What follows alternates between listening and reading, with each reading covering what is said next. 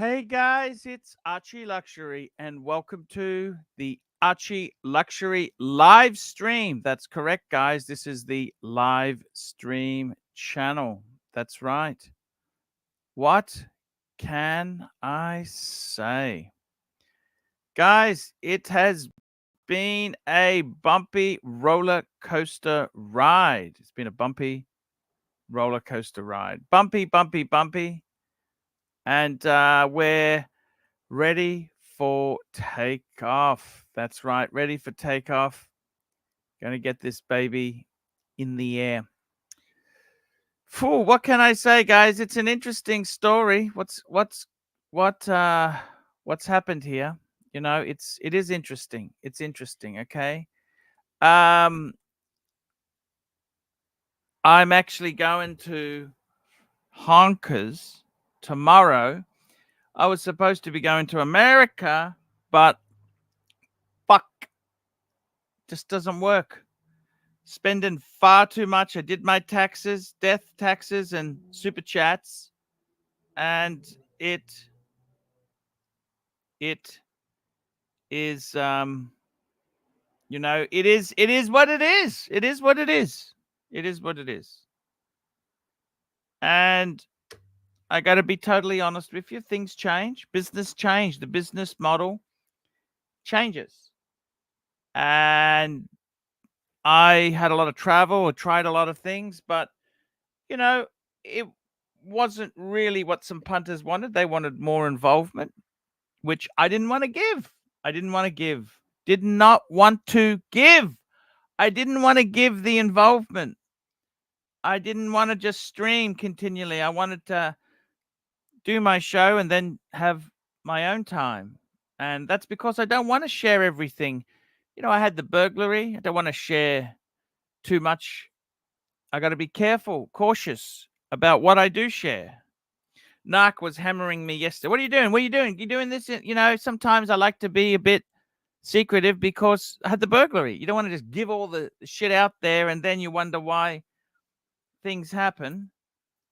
I don't want to discuss certain things. And I got to be honest with you. If the gravy train comes to an end, the gravy train comes to an end. Okay? That is okay. That is perfectly okay. It doesn't need to be, I'd like it to last forever. It was a great gig, but if it's falling, it falls. That is how it goes. It's just how the business is. Sometimes it's good. Sometimes it can be a little bit on the lousy side. It can be a little bit lousy. Can be a little bit lousy.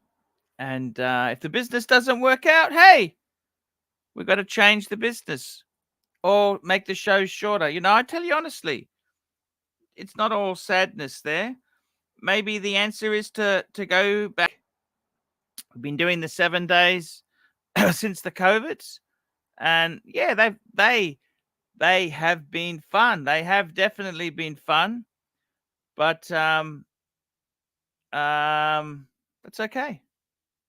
It's perfectly okay. Doesn't have to be firing on all 4 cylinders. So if it doesn't work, we'll end shows. We'll just adjust accordingly. So it is what it is. I hope some people have, the big thing is the remaining fact is I hope you guys have got a lot of fun out of it. I hope you got a lot of fun out of it and enjoy the content. It's it has been really good. It's been great. It has been really good shows. They've had some great shows. And that's all that matters. Now we've got some super chats. It's the lifeblood of the stream. Rich Mitch, £2. Tried on white Speedy today. Price is silly. Yeah.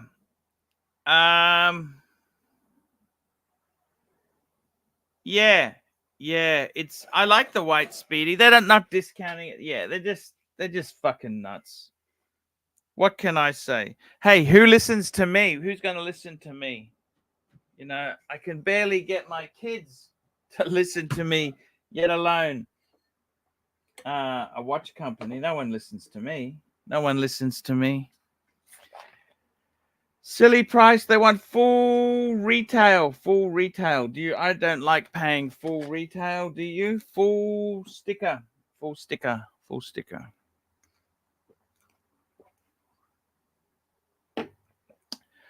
Full sticker. That's right. Yeah, I get it. It is what it was. Yeah.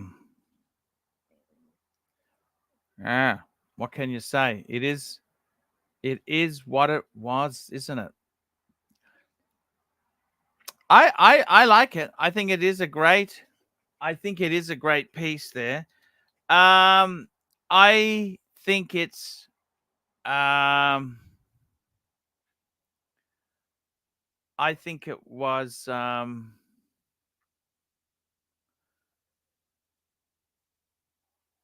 that those Omegas have much potential. They have much potential. And I got to be honest with you. What can you do? Hey, what exactly what exactly can you do? It's interesting. I was talking to my good friend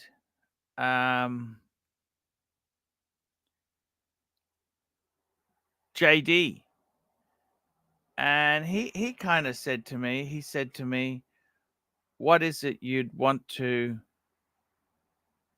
what would you do there? And I got to be totally honest with you. I think a lot of this stuff you really want to. These watches are so fucking cool, but are they worth the money? They already have.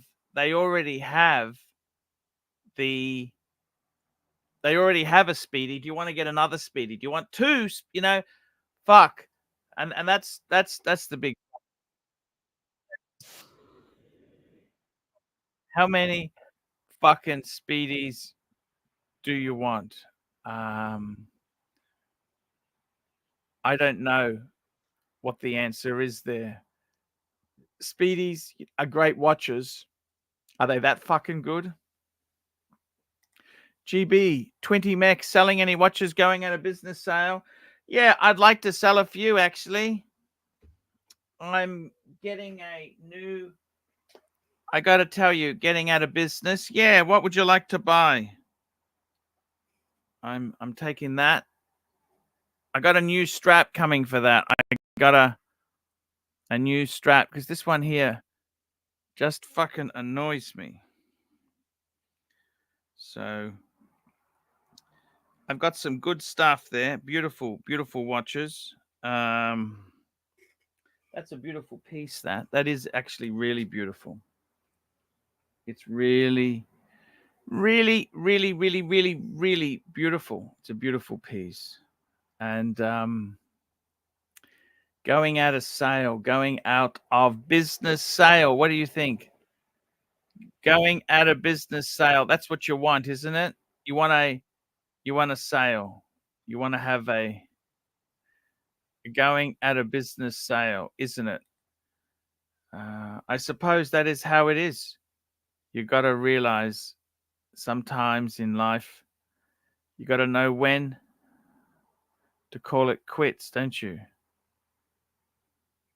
I mean, that's how it sort of is, Let's have a sticky beak here. What's going on in the wristwatch world there? I like to do a little bit of a market update. What I normally do is I wake up and I normally fucking do nothing. I talk to my friends. I don't do fucking anything. I wake up, I take a phone call. Yeah, I don't. But let's have a look. Let's just stop fucking Houdinki. What's happening at Houdinki? Let's go and have a sticky beak at Houdinki. What are those fuckers up to? Houdinki, we got a blog to watch. A blog to watch. Let's see what those fuckers are up to. And the other one is Monochrome. What's Monochrome? They have some interesting shit. Okay, let's have a look. What's Houdinki pushing? Interview Seiko Watch Corporation's president, Akio Naito. What's he talking about? So we got he's a bit of a pompous fuck. I tell you one thing, when they took the Grand Seiko agency away from one of my friends, they just sent a fucking email. There was no fancy sit down. No fancy fucking sit down, that's for sure. No fucking fancy anything. You know, they can't be fucked. They can't be fucked at all. No fancy sit down, that's for sure. What else is going on? What have they got here? We've got John Nagayami, Japan's Calatrava King. What the fuck does he do? What does he do? Let's have a look. He's a Paddock guy? I think so. Fuck, 96. That's the... Fuck, he's got a few... I've been collecting watches 35 years. I started this business 2007.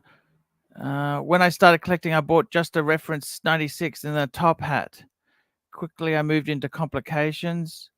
14, fuck, that's expensive. A 130, then a 29, 24.99. Fuck.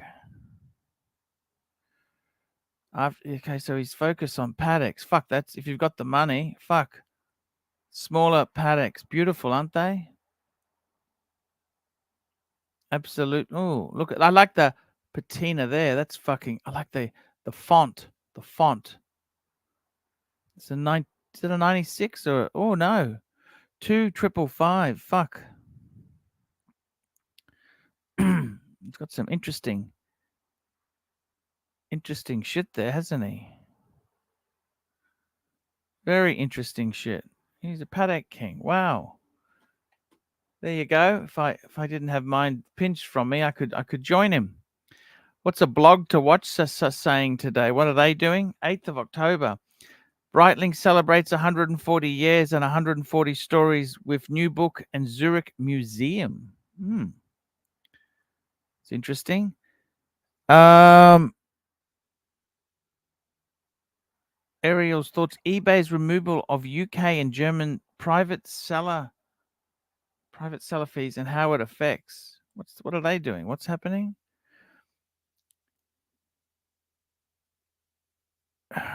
They're removing fees. Fuck. Interesting. Mind you, eBay's a bit slimy. They're always a bit slimy. What else is going on here? Let's have a look. What else is going on here? Let's have a look. What's Monochrome doing? Fuck. Was that a Christopher Ward? Fuck. That's actually... It's a Christopher Ward. Shit. What is this? What it? Bel Canto. Look at this.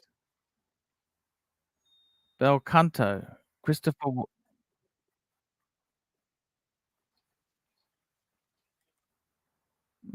Interesting. Very interesting indeed there. We'll have a look at that. We'll go back to that. We've got another super chat.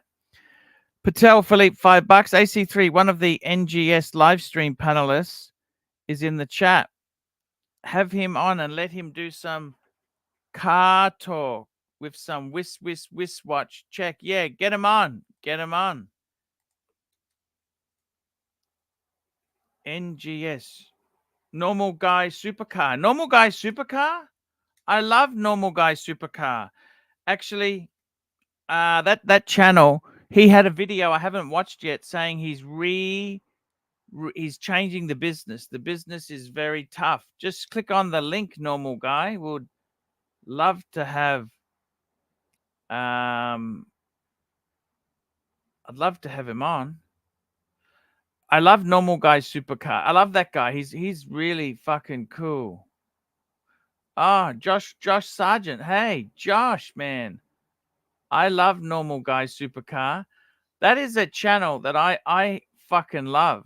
I really do love that. I've watched that for years. I just think it's such a cool channel. Cool channel. Let's see if we can get some talent on. Who can we get on today? Let's have a look here.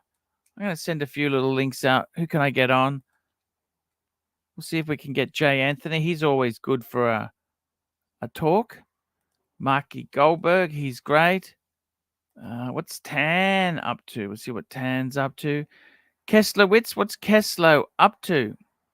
What's Kesslowitz up to? He said he just loves his paddock perpetual calendar. Don't blame him. I do not blame him in the least.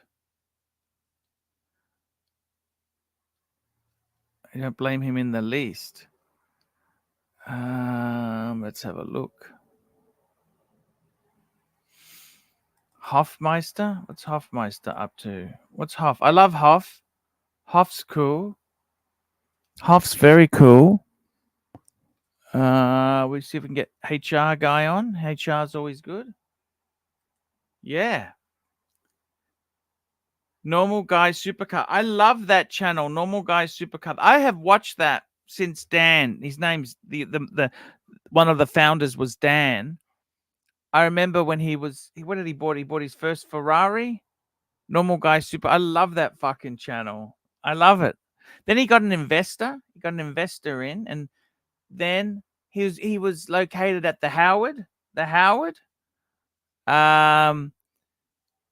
Federico paid for some advice. That's right. Federico did.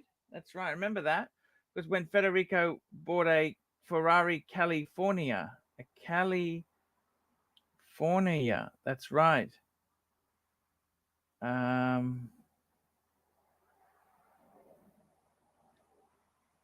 Very interesting indeed. Very interesting. It was interesting. It was very interesting. And that was an interesting guy. Normal Guy Supercar. Meet Abnormal Bogan Oxcart Rancher. Come on, Rancher. Dan hates watches, but I love him. I love Dan. I love Dan. Yeah, Dan. I love Dan. It yeah, I really like Dan. He's Normal Guy Supercar. He's had an interesting. He was an IT guy. He loved Ferrari. He got a Ferrari. Just a really interesting story. He even tried an eToro business. That was a horror. Oh, I don't know if I could do that. I don't think I could let people drive my cars. You know. Ooh. Yeah, that's exactly right. It's that was one of my favorites. We got Bear Clooney. Hello, Bear. How are you? Hi, Archie. How are you doing? Hey, I am fantastic. Talk to me. What's happening? Actually, I'm on a mission. Yes, sir. I'm here. I'll have my partner in crime coming in soon on the live stream. Yes, sir. Hoff is also being represented by me at this moment. Unfortunately, Hoff is dealing with the death in the family, so he cannot jump on. Oh no. Yeah, it's also Mr. Zoso is behind me and supporting what we're going to do now. So who is here? Who is here? Is this Yes, it is. former COO? Former COO. Yes. Dark days. What's going on, man? Yeah, Hey, so great Tommy and to I have you are on. here to basically do a little bit of Wake up call. wake up call. Exactly, wake up call. This is basically what we're going to discuss now.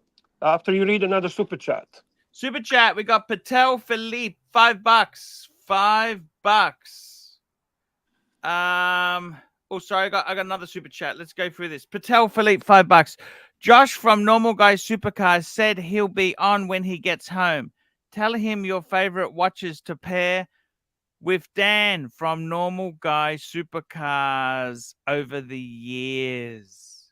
That's right. I just spoke with Tan, and he is he did tell me this, so it's going to be great to have a new panelist. But prior to that, we have a little bit of work to do with you. We have another super chat from a rancher.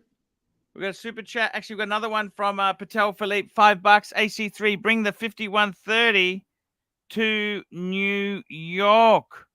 Don't That's be right. a pussy. That's exactly what we're going to be talking about, and we're going to wrap it up tonight. We're gonna make this happen because frankly, that's probably a last straw you can grab to get this business of yours to survive, to revitalize, to bring it back to life. Super chat from Kleiber. We got a super chat from the Rancher, $2. Fike Bear. Thank you, Kleiber. So, Archie, to simplify everything, you must understand that all your traveling prior to this year, all everything you have done, really was not as significant and important for your business, and ultimately, the reasons for that traveling is not really about the business, except a little bit of a London, right? That was kind of contributing to your channel. Um, yeah, we have another super chat from a madman. Thank you, madman. Madman, $20. I support whatever Bear and Tommy have to say. Thank you, madman, because we're not going to say anything to him that is actually bad for him. Let's first clarify a couple of things. Do you still want to be in business, in YouTube business, Archie? Yes, I do. Like you really do, right? Yes. Don't lie to us. How do you think your business is going? Look.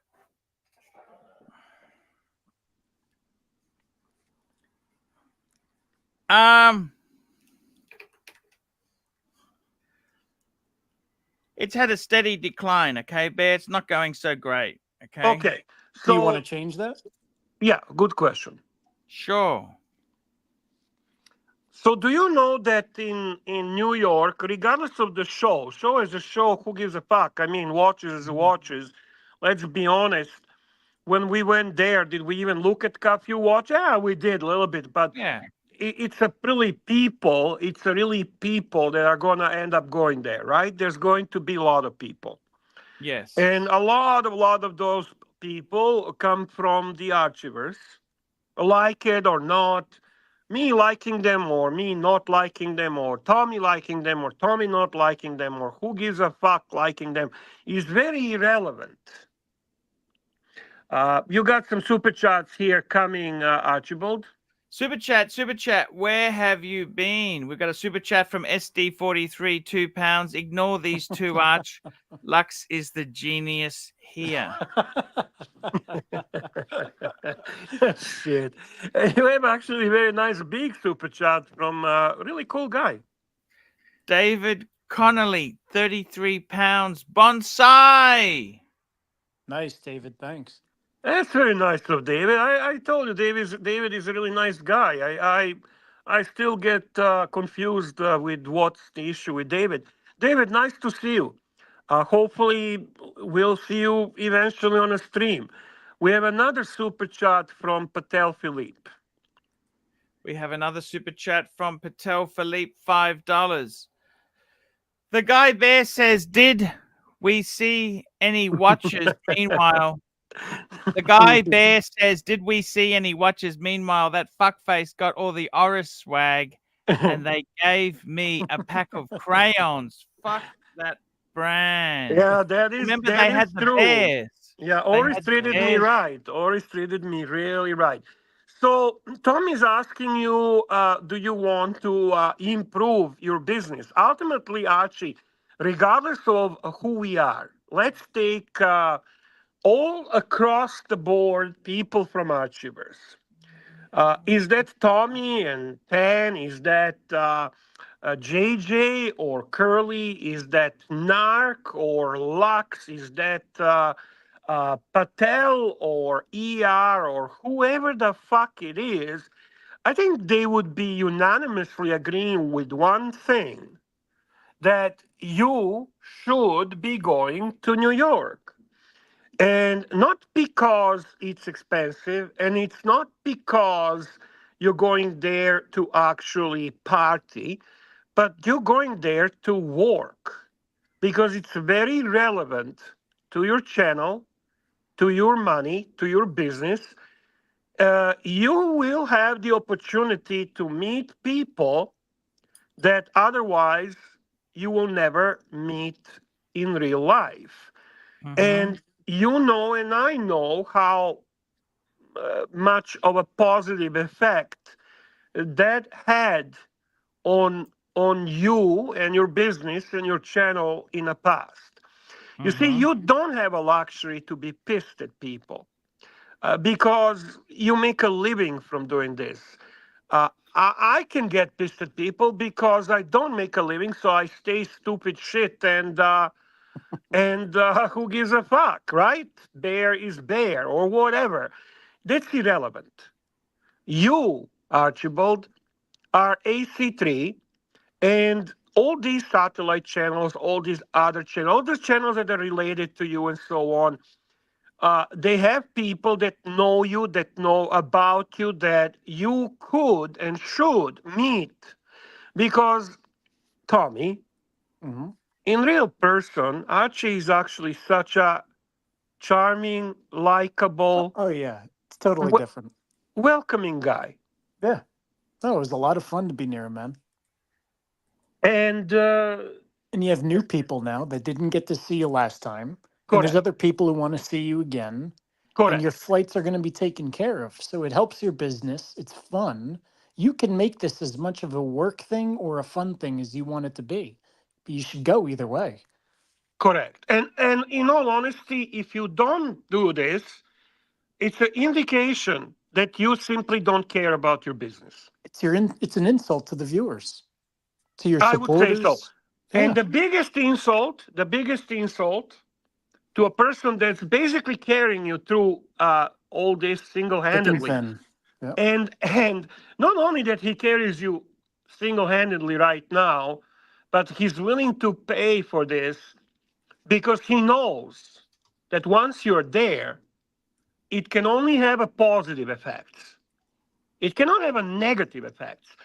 You going to China for leisure. You're going there for a leisure, and that's fine. It's not my fucking business why you're going to China or why you're going to spend time there. You know, that is not business related. That's not really helping your content. It's you can spin it either way you like. Going there to pick up a brigade strap. Come on, Archie. We're not stupid. We love you, and sometimes we just choose to ignore stupidity. But one thing that actually I notice, everyone says, and I am definitely not a fan of New York. I'm not going because I don't have to. I don't. It's not my business. It's not something I have to experience, and I'm irrelevant from that perspective. But you not going there,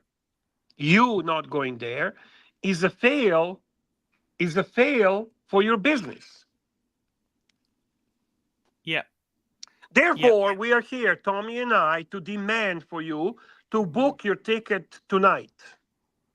On air. Yes, going to Watch Time New York. Enough bullshit, enough games. You can always book the hotel after. I don't really, you know what? You can do a dance and song and dance, as they say, about how expensive it is and so on. Yeah, yeah, it is expensive. But your only expense is going to be that stupid pad 51 or whatever cheaper place you find. You never paid for any food. You never paid for any transportation. You never paid for anything. The punters are there. They love you. They support you, and they find you interesting. And being in their company uh, is a good thing for you, and it's a good thing for them. And ultimately, you're gonna be able to. You know what? Whatever happened with JJ, who gives a fuck? Who gives a fuck if I like JJ or I don't like JJ? It's show bullshit. This is real life now. Right? You think JJ is not gonna welcome you to New York? That's a fucking dumbest thing that you can imagine or think. Yeah. In real life, people when they meet, they act normal. Archie, I was watching watch Nicholas chasing OC to take a fucking selfie. Yeah. The arch enemies, nonsense, nonsense. The JJ is not going to buy you a hot dog. I guarantee you, he will buy you a hot dog. But you know what I'm saying, Tommy? What I'm saying is it's really a last moment to do something that's going to actually help the show content. And Laxipu should be running these shows while you are in New York so that you can connect and he can be an anchor. I can obviously help with that as well, and there are other people that will help with that as well. But you should be at New York because there's going to be at least 100, if not more, people that are somehow associated with your channel.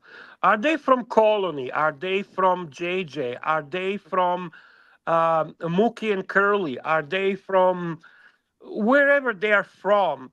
Uh, it's all good. It's not bad. Uh, you spent nice time in London. You were there with Panthers, and you enjoyed it. You say yourself you enjoyed it. You said Sure. No, yesterday you I loved think it's a America. fantastic idea, Bear. I think it's fantastic. You know that? Okay, so let's make this happen. Let's Get do it it done. now. Yeah. Let's go and have a look. Let me just hook up here. Let's have a look at the reality, Bear. Sure. Because It's a little sometimes too we have easy. fantasy and we have reality, right? Well, the reality is that Tan will Well, look pay. here. So still let's have a look at from Hong Kong. Let's That's have a right. look from Hong Kong to New York, and then New York to Hong Kong, right? A Yes, return ticket is going to be about 1,800 Aussie dollars. that's a lot of money. But again, this That's is cheap, you know, Bear. I think let's just have a look here. This is what the ticket costs here. 1,800 bucks. That's so cheap, Bear. That's a bargain, Bear. 1,800 Nice. bucks. And the thing is, you know, the beautiful thing about actually, Tan is just texting me as we speak and the that beautiful thing is, Bear. he will PayPal you 1,500 Canadian dollars right now. Okay, just hang Right on. now. And then the best thing about New York is the thing that I really love about New York is the reasonable priced hotels. Let's just Don't have a get look. fucking Not sarcastic not with that me Let's because have a bullshit I'll from look at last fucking time. how come to New cheap. York and I'm Let's gonna have a look slap at you how like a cheap bitch. these are. Like a bitch. Look how cheap. This is 600, That's nothing. Dude, you 700, spend more money 800. on dumbest fucking things than that. You spend more money on fucking not wearing a seatbelt for fuck's sake. Yes. Yes. Yes. Come on, Pod Archibald. 39 666. That's the devil's One number. thing at a You're time. not paying it. One What the hell do thing you at a care? time. Is Stan going to send you now 1,500 Canadian dollars and you book the ticket? That's the question. Forget other bullshit. Can you put Mark under you because he has a camera on? Oh, Pod 51. They got a bargain. 546 Aussie a day. And you know the place and you're familiar with the place, so there you go. You can go there for whatever, 4 days. That's it. They're done. That sounds. Marky, how are you? Hello, Mark. Hello, hello, darling Bear. HR or whoever else is there. HR. Look at that, he's wearing the Get bright fuck link. No, out of that's here. can't- well, I Tommy. can't- Tommy. Tommy. Hello, Tommy. I couldn't see because you're Yeah, advertising. it's fine. It's fine. We have a very important task to complete, Hooray, Marky. We hooray. gotta get this done before he takes off for Hong Kong. We do. Let's get this It's, worked out. Look, I got to Okay. tell you, Bear, there's some very, very affordable tickets there. They're not expensive. You know what, Bear? Why don't I stay at the Waldorf Astoria? They do a Archie. good. Archie, Hello. stop bullshitting me. And are What? we buying the What? tickets now or no? You know me, I don't fucking dance around you. 1,500 PayPal right now. What days do I need to go there? What days? Give me the days. Okay, hang on. Why don't you take the money and treat it like the salad or the chair? Dan, help me here. When do you want him to land and when do you want him to leave? The dates. Please. He's with the family, otherwise he'd be on a stream, just so you know.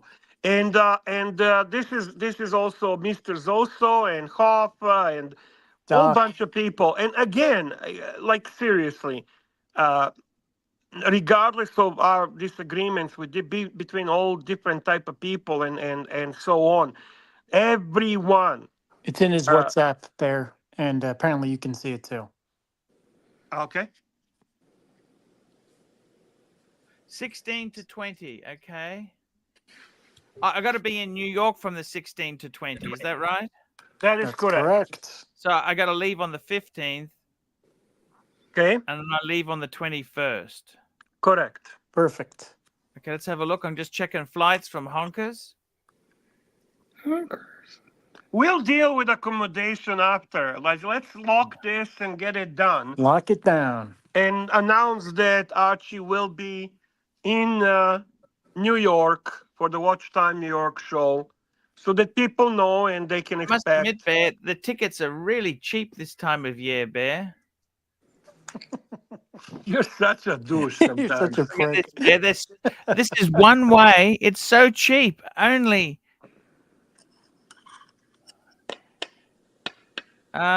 these tickets are cheap, Bear. Yeah, but is it How much business is- class? What are you going to sit up for 18 hours? Please don't complicate this, Marky. Just let's get this, Get out of this here. done. God bless He you. would have, believe me, he would have thought of it. Oh, come on. Are we doing it, Archie? Let's do it now. Okay, so the cheapest ticket there. Let's have a look. There's a United Airlines ticket. That's 800. There's an ANA ticket. How many stops is that? 35-hour flight. Fuck Oh, me jeez. dead. Nothing. Okay, so this is the United. It goes to LA, then LA to New York.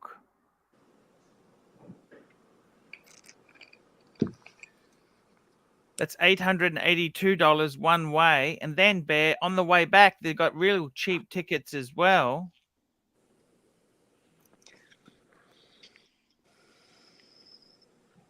Cheap tickets. These are very good tickets, Bear. Bear.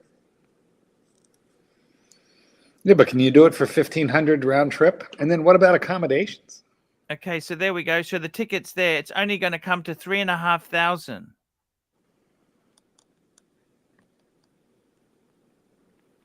Would you buy Holy 6 fuck, tickets? is that expensive? How the fuck does that work? Didn't you say it was 800 one way? Yeah. Cubs. God. Sorry, I'll do that again.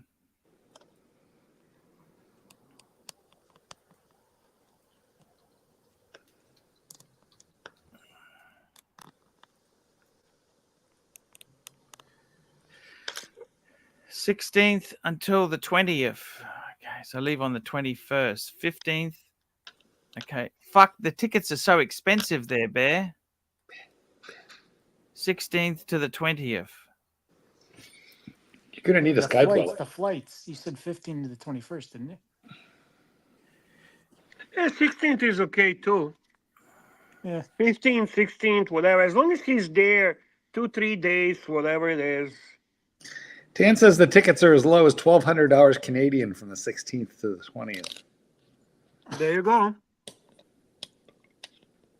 Of course, it may appear different on Tan's screen than on Archie's because the Google knows where you are and they adjust the prices accordingly. Well, this is Aussie dollars. This is not US. Yes, but we're talking Canadian. Tan says you could do it for $1,200. Well, Canadian dollar is much stronger than Aussie. That's like 1,500, I'd guess. 16. Yeah. I got to tell you, so these tickets here, it's 800 one way, 880, and it's 880 on the return. Well, that's So like that's about 1,700. that's about 1,400 Canadian. It's cheap as fuck. I wouldn't call it cheap. No, it's not cheap. But it's paid for.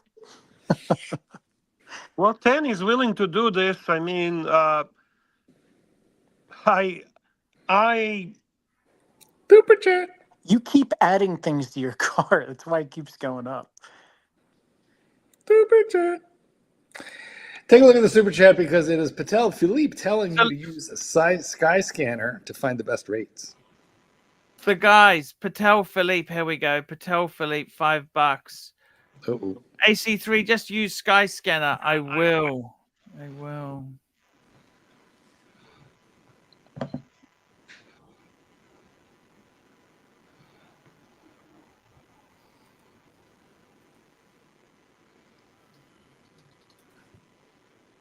Briefly.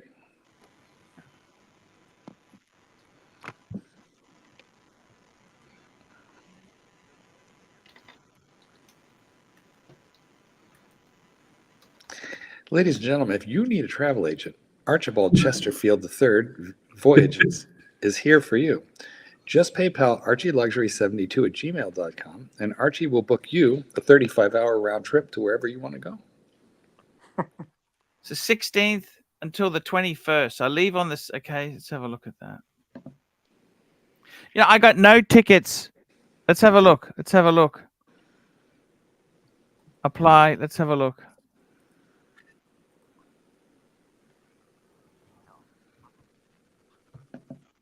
Hey, Mark, how are you? Good. Joining a watch chat, and we're suddenly doing travel agency. Yeah. You seem pretty enthusiastic about it, Arch. I am. It's so reasonable. The prices are so fair. Doesn't matter. Patel Philippe says he did a 16th to 20th. That's what you need to do. Cheapest is 18. There we go. Cheapest is fuck me dead. I mean, 16 to 20. Do you even have time to get used to the time change? It's a work, Mark. And then the accommodation is so reasonable. And Manhattan has so many beautiful hotels at reasonable prices. Archie, you can decide whatever you want. I have told you what my opinion is. Tommy told you. A lot of punters share this opinion. You don't have to. You are your own man.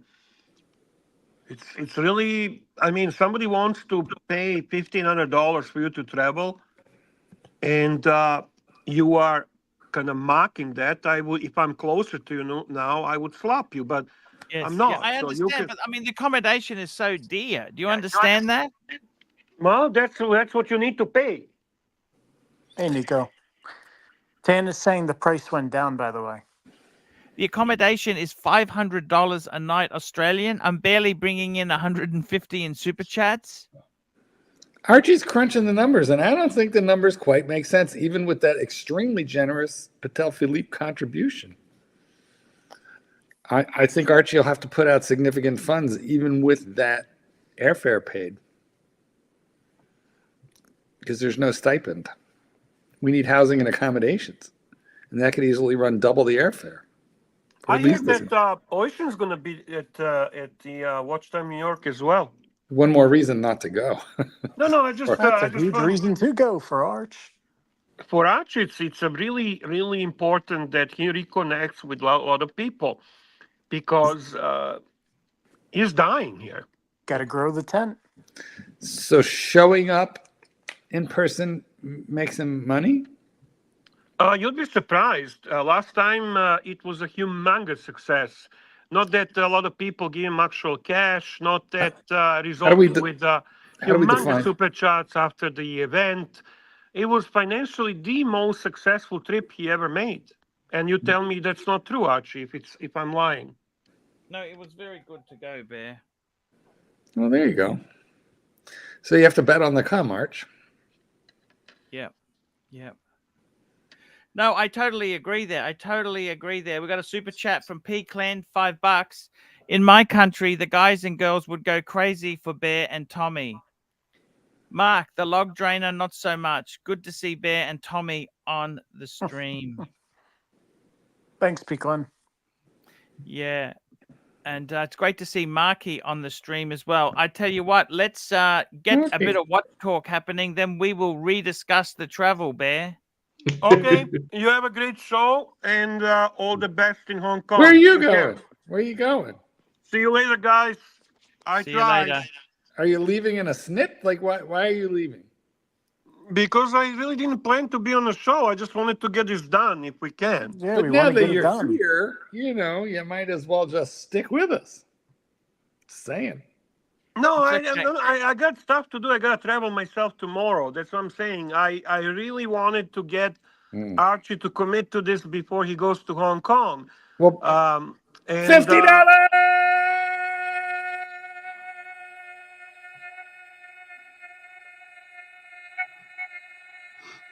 Did he break? $50. Got a screen. $50. Here we go. $50 from Madman. Arch, you're going to pick up a new chick again at the Metro and Google Hyman.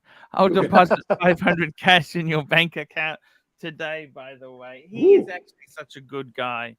He is such a good Bear. I love you. Okay. Thank you for trying to get me to go to New York, Bear. Well, Madman just paid. You got to do it. Well, you know, Madman is saying that there's another $500 coming your way. No, just Add that to the $1,500, and you know you're pretty close to you're getting closer to the break even before you even arrive. It's not a bad deal, Arch. look, I got to be honest with you guys. You know something? Mm-hmm. I can't think of anything worse for me to go to New York at the moment. Okay. I have no money. I have no money. Okay. Well, yeah, 1,500 Canadian and 500 Australian. Which won't come if you don't go. That's the problem. Although we have to admit, yeah, which won't come. Fair point. I don't know, Arch. I think you have to consider it. You might have to hit the road. We know you love your Asian trips, but the money's in America. Nobody's paying big money to see you eat steamed pork buns or fried pork buns. I got that doll for you. You're supposed to back me up. I'm doing my best to help you try and make money, but I'm afraid Bear might be right here. I think the key point that you should be focusing on is not no. It should be, here's what I need to say yes. that's right, Marky. That's a good point. Right? So line it up. Line up. What do you got to do? By the way, I got an 8-inch needle in the hip today. So if you guys are, well, because like I got problems with the hip, boys. Problems with the hip. So this I got an 8-inch needle of cortisone right into the hip, and in a few weeks I'll know if that did any good. I've got some physical therapy coming up. If none of that helps, then it's 8-inch needles in the spine, and I'm really trying to avoid. Well, are you considering the hip replacement? They tell me I'm not ready for the hip replacement. You know, that is fucking worse than fucking the hip replacement surgery is the most painful. It's worse than childbirth. I don't know why you say that. Everybody's my sister had it. You're in and out like in one day. I had it. Yeah. Was it bad? How was it, Bear? Well, the 1 week is really shitty, but I'd rather go to New York and spend 550 Aussie dollars a night on accommodation than get that, Bear. I'm trying to avoid the full hip. But Well, then Bear, book it I got now. to tell you something. There is no way in the world, Bear. I've already. It's all over. It's over, Red. It's over, Nurse. Good night, Nurse. Okay, it's all Bear? over Red Rover. How could you say that if you have 2,000 right on the line right now? Yeah, How that does is a that fair- make sense to you? fair I don't point. get No, it. you- 2,500 for accommodation. The taxi from the airport is Yeah, fucking yeah, $100 yes. US. And in Uber in New York, I got a tip. It doesn't let you no tip. No tip is not it's you can't no tip. It is the most craziest city I've ever been to in my life. Yeah, I'm but you sure. said it was one of the most financially successful shows you've ever had. We've got Destinations you've ever had. 2,000 between Canadian and Australian dollars already, and you haven't hit up 80 never calling for 500 American yet. I'm sure he'll do it. We got here Patel Philippe, $5. AC3, pull up the brands at Watch Time New York and walk through which ones would be excited to see with Mark Hackman. Yes, yes. Watch Time New York. Let's have a sticky beak at these brands here. What brands? What brands are there? I don't even remember which brands are there besides like Christopher Ward. I know is a big sponsor, but Breguet was there. You know that? last year. Yeah. Hmm. Here Well, we I go. know. Let's I mean, there are a lot of big brands that'll be up there. I know Beauvais going to be up there. I always find those interesting in person because they're so extreme. Here we go. Look at this. Armand Strom, Arnold and Son, Bell and Ross, Blank Pain, Breguet, Bouvet, Brumont, Carl Bouchura, Chopard, Chrono Swiss, Tropic. Yeah. Look at that. There's some good Google Force. Look at that. There's some serious brands there. Serious brands, and then Bremont, which, oh, sad Bremont.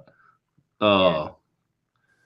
I mean, I could skip a few of them, but Beauvais, Breguet, those are some beautiful watches. Chopard is underrated for how well they make watches. They're not appreciated. I like the Miglia Miglia. And that's the simplest one they make by far. That's the only one I really like. Although, hey, look, G-Shock's going to be there, Arch. You know you love a G-Shock.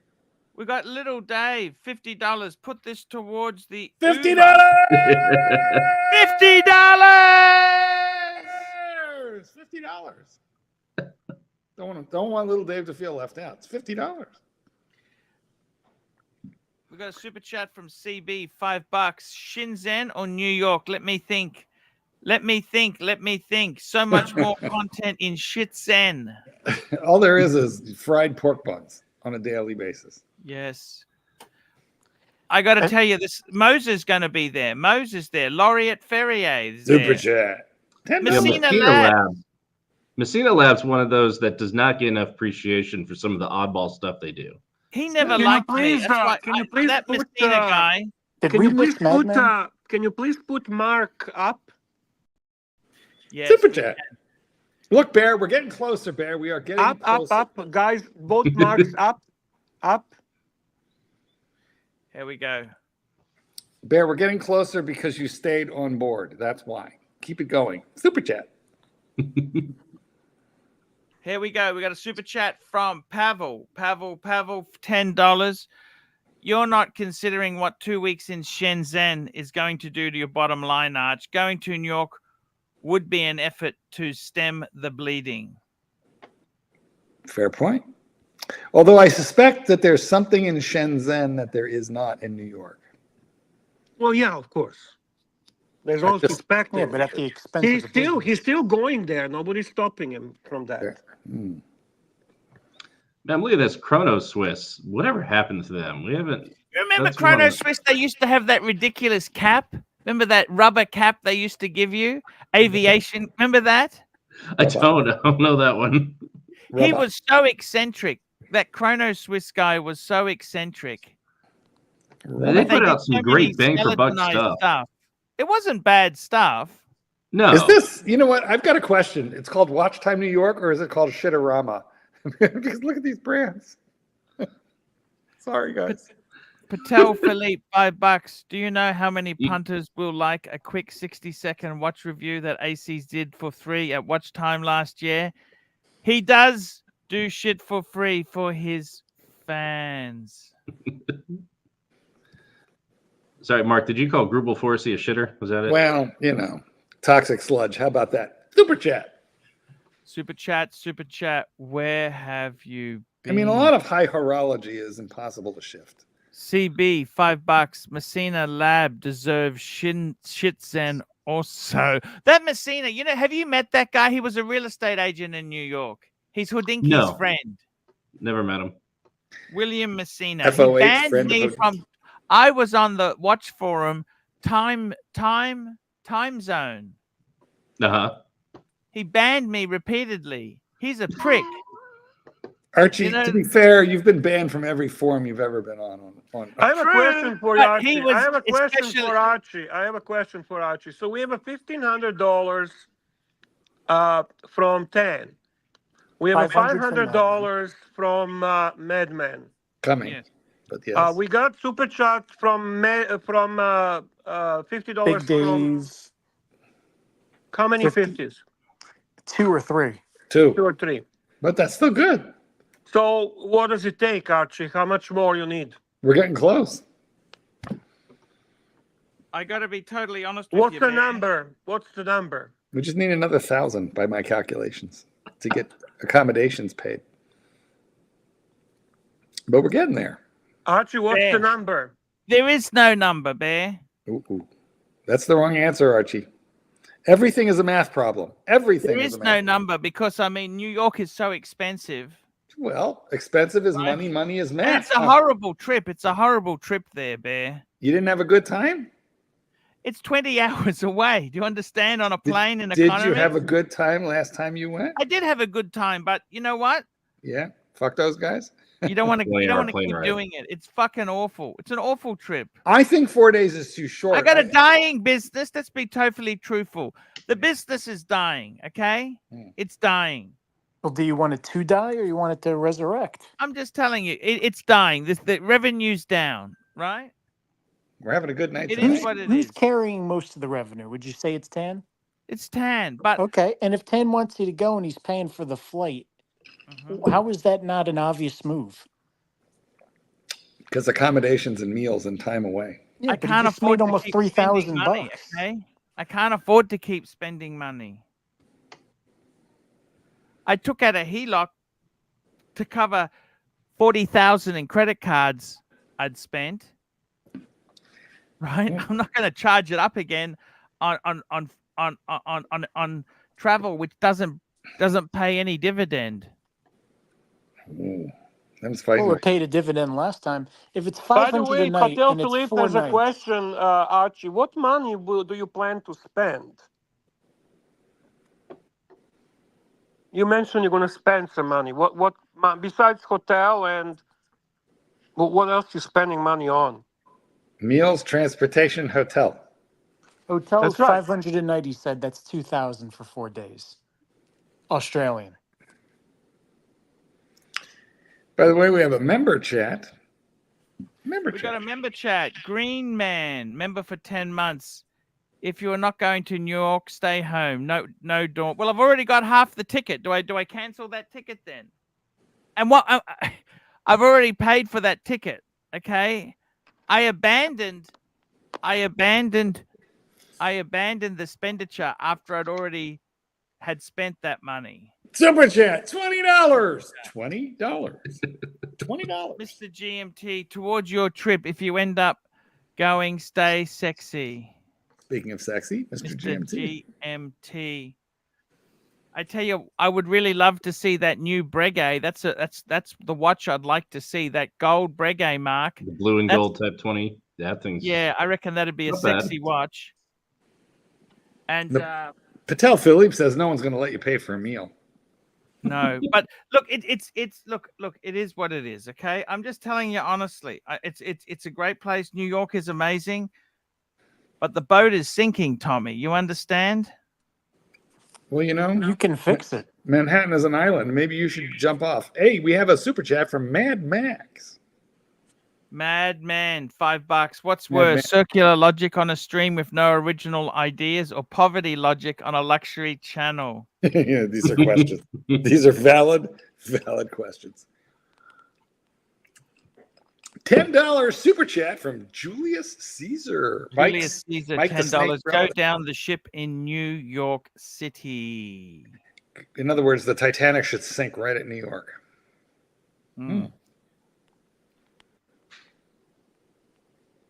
I got to be honest with you. I've already had to pay for some hotels. $50.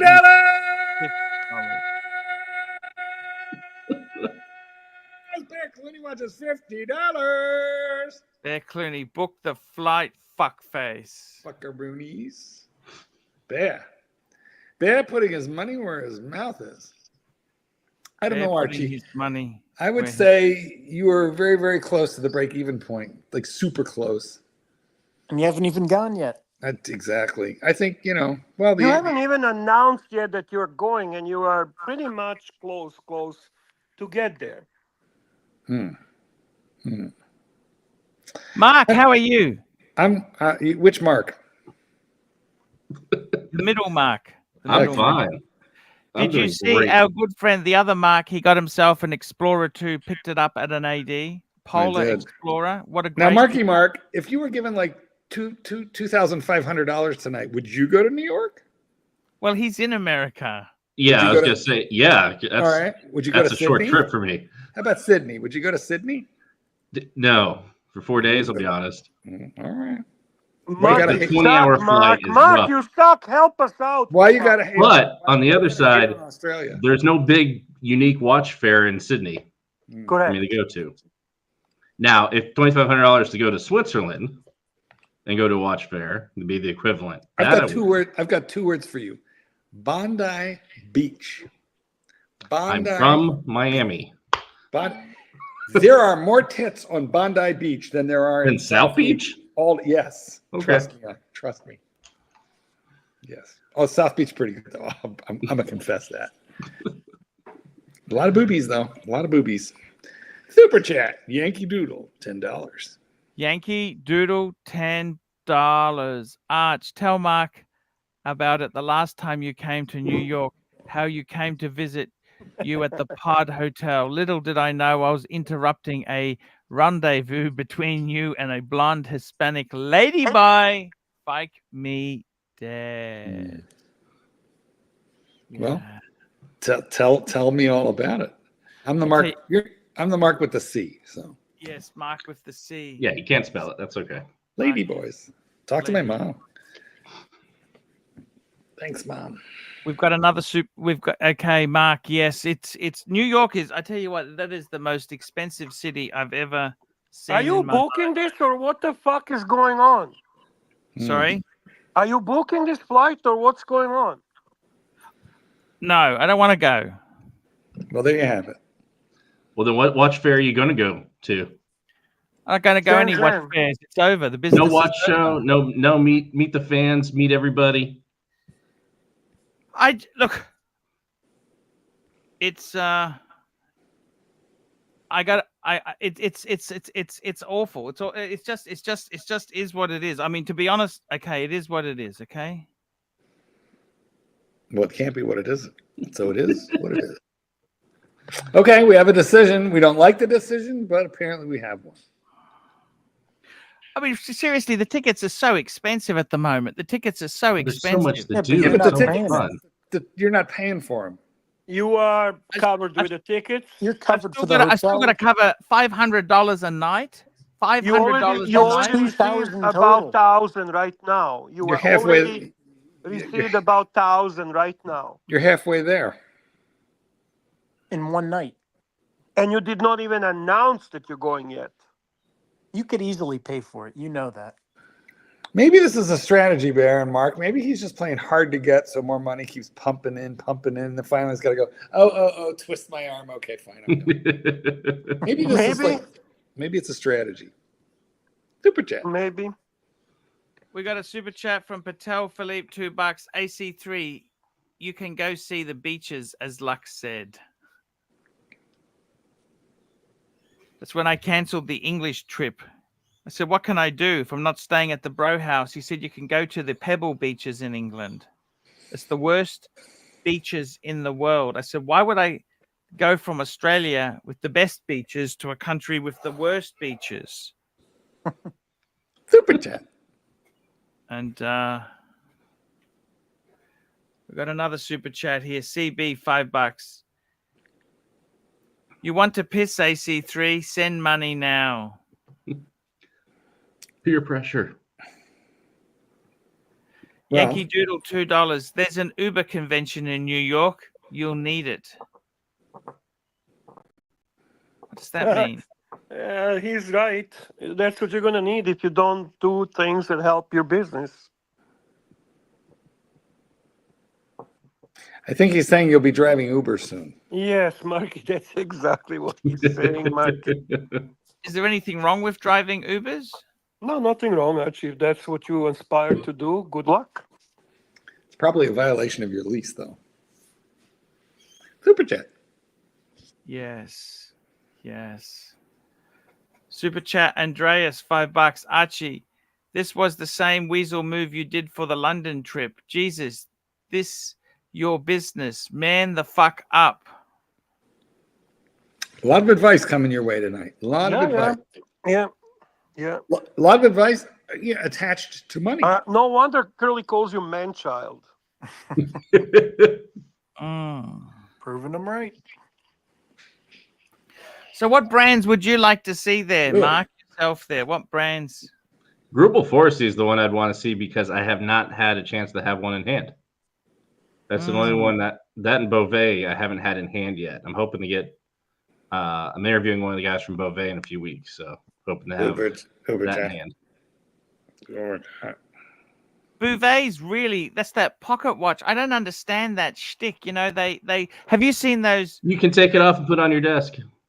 Have you seen You know those what? terrible? How often are you on your desk like working and the watch kind of gets in the way or you're scratching the bracelet?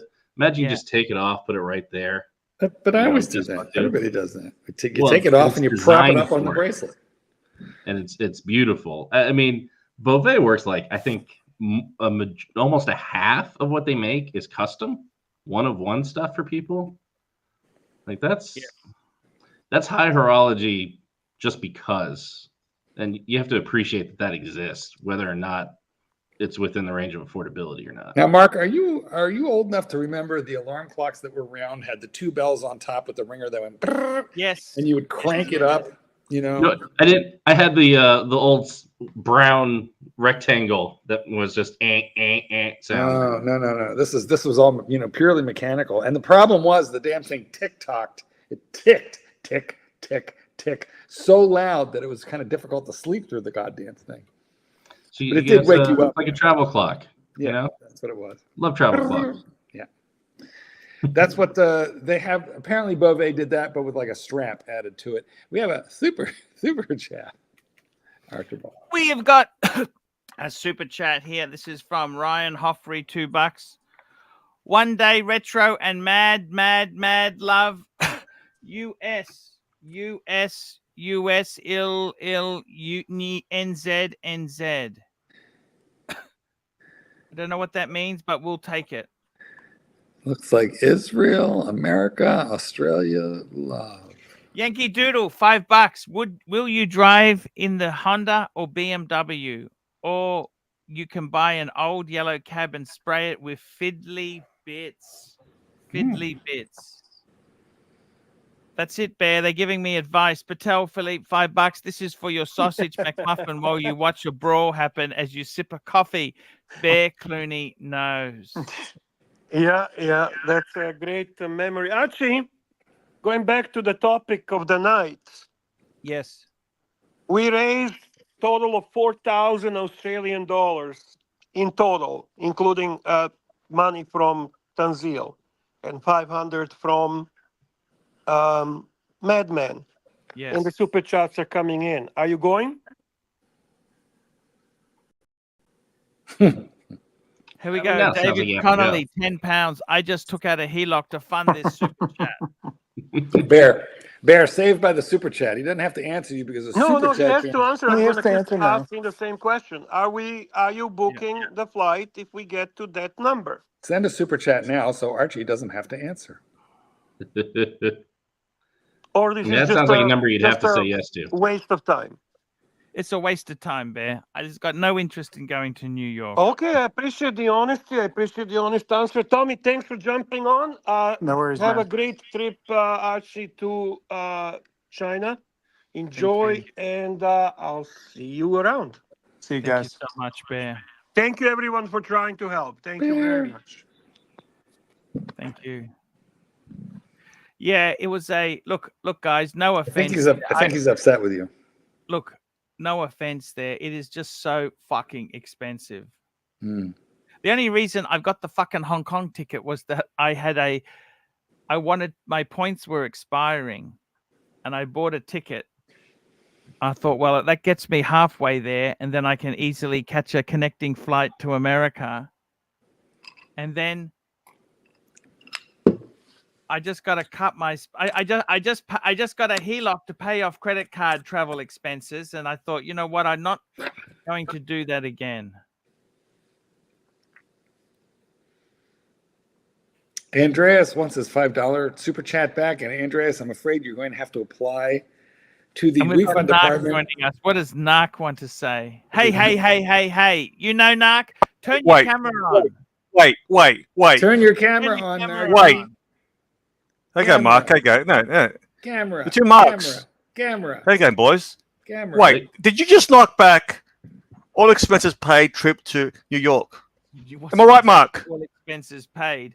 It's $500 a night there. It's a horrible trip, Mark. No, I said if it gets to 4,000. Narky. We Mark, want to look at you, Mark. Narky. We want to behold the beauty of you. no. I can't believe you're knocking this back. I don't You want to spent go. more money with whores, I don't want to go. rubbing tugs. I don't want to go. No, is it because of JJ? I don't think want it's to because go. of JJ.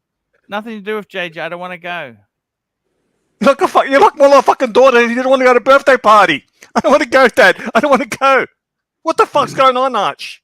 Mark, talk to him. Both of you, Marks. This is ridiculous. This is your business. The problem is we can't hear you with your camera off, Narc. We can't. Mark, hear shut the fuck up, right? Stop fucking appeasing fucking Arch. This is his business. We would hear you much better. Even David Connolly with his magnificent cheekbones fucking made 2 super chats.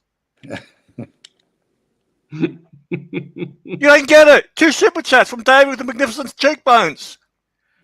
If this is hard negotiating, I could give it to you, Arch. Here we go. We got a super chat here. Patel Philippe, $5. Mark, name a watch that will steal Archie's attention from his insatiable craving for dumplings, preventing him from going to New York City. That watch does not exist, man. Yeah. Have you seen the new Artillery Ren, however you pronounce it, tantalum in purple? Tantalum. Full tantalum bracelet, tantalum. Purple. That's an insane thing to make, tantalum bracelet. Tantalum. That's a hard metal to work with. It's freaking ridiculously expensive and hard to work with. Okay, what brand of that? Let's bring that baby up. We'll bring it up. We'll have a look at it. Artillery Ren. Artillery. Yeah, Ren, W-R-E-N. We even had Tommy on. Where's half the closer? We need half the closer. He knows how to close the deal. Artillery Artillery. tantalum. All I get is tanks coming Ren, up. W-R-E-N. You got to put that in there. And not Okay. artillery, artillery. It's French. It's Fancy. it's not a fucking mortar. Okay. I'm going to Hong Kong. I'm going to Hong Kong. I'm going to sit in the fucking room. Yeah, let's go to Hong Kong. Yeah, Hong Kong. Hong Kong is a good idea. Yeah, honkers. Here we go. Oh, one of these. It's like an O-work. Not artillery, artillery, and Ren. You got to put Ren in there. Ren, W-R-E-N. It's the end of the world as we know it, and I feel fine. Oh wait, I'm going to go spend time in the fucking dorm. Yeah, that's REM. honkers. Yeah, and you got to spell tantalum right still, too. But none of Holy those are shit, right. I can't spell any of this stuff. No, you here. can't. So, It's pretty fucking amazing. Artillery Ren watch. Why Hmm. Why is that not bringing You're not it up? even in the right brand. We gotta you're help still him saying spell. Artillery. Let's start over. You gotta start spelling, Mark. Thank you, Tan. Thank you, Madman. Thank you, Bear. Thank you, Tommy. Thank you. Artillery sir. Ren Thank you. watch. Am I talking to myself? Am I talking to myself here? Yes. Can you Yes. spell it for him? Just put Ren tantalum. How about that? Just go with that. Okay.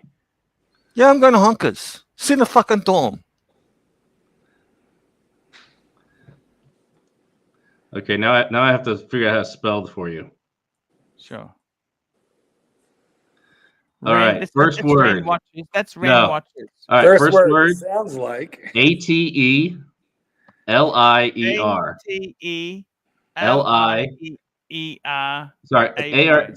oh, for I'm gonna fuck's fuck sake, this it's up. Atelier. There you go. Purple, right there. Oh, that's pretty. That's actually beautiful. Except for it's going to be expensive, but it is beautiful. Oh yeah, 20K, I think. Oh, jeez. Welcome to Tantalum. Yeah. A bar of Tantalum is like 50K, plus you now have to work on it. Never It's heard like of it. 20 times slower than steel to work on, so you don't hurt the machine. This So is it like costs. is it made up like unobtainium? I mean, it's the only other people making a full tantalum bracelet is Ming, who just started doing that with Shapiro's help. So Well, that's quite a dial. there's a rare boy for you. If you were buying one of these secondhand, you would still slaughter them, but wouldn't you, Mark? No, because you can't get one secondhand. There's only a handful. There's like less than 10 in existence. That's the They're problem. so hard to make. How do you value a handmade one-off? Carefully. Yeah. I mean, this is for the serious horological collector. Yeah. I mean, 20K, and you'd probably be able to sell it in the aftermarket for a good 5-10 more, is my guess. Yeah, probably because you can't get them. Nope. If you really want one. Tantalum, a lot of people, if you have tantalum on, it's a heavy metal. It feels great. What's the movement in this? I think it's a Solita. I could be wrong on that. Oh, for God's sakes, a $20,000 watch with a Solita movement. Hey, it's an accurate movement. I know it's a lovely movement, but it's like generic off the shelf. It's like a $30 actually, I have no idea what's in it. I like a Solita movement, by the way. They're super accurate, but I'm just saying. Artillery Ren. Actually, I have seen this. I've heard of this brand before. Never seen one. Well, if you go to New York, that's true. I'm sure someone will have it on a wrist. I mean, I've seen them because we have a few here in Atlanta in the club. What happened to Archie? He was screaming to himself too much. He hears voices. Why does it say crafted in China, no Geneva? What are they trying to they're made in China. The guy is from China and makes it in his hometown, basically. I see.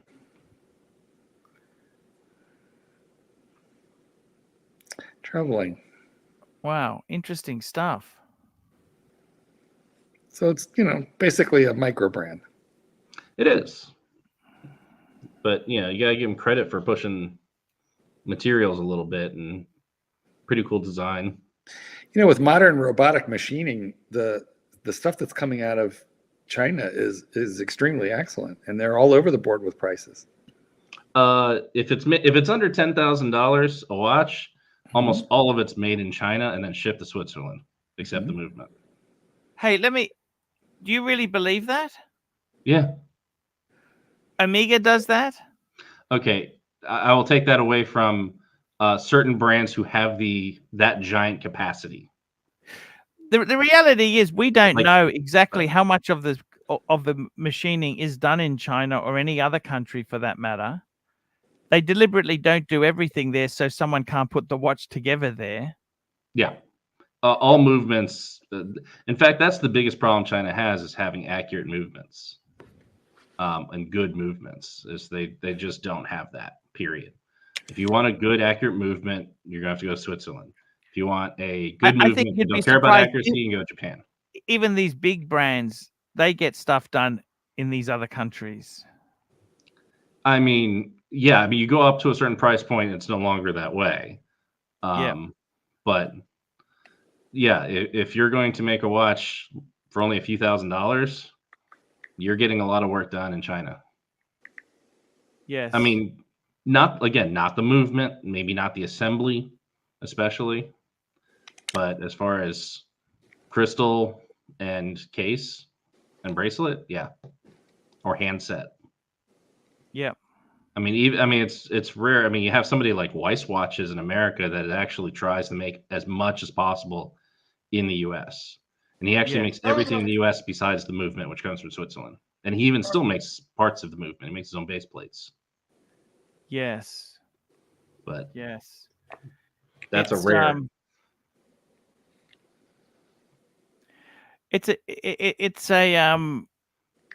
It's a controversial topic. Remember, Omega had some bracelets were made in China. That's not surprising. But is that a terrible thing? I don't know if that's really. I don't mind it until you start hitting a certain price point like Omega, where I expect it to be different. You know, and there's something to say for a luxury product being made at the lowest price point possible by some place with no labor standards. That is kind of odd. Not great. But everything's gone that way. Car makers have factories around the world. They don't really make stuff always where you think the brand is from, do they?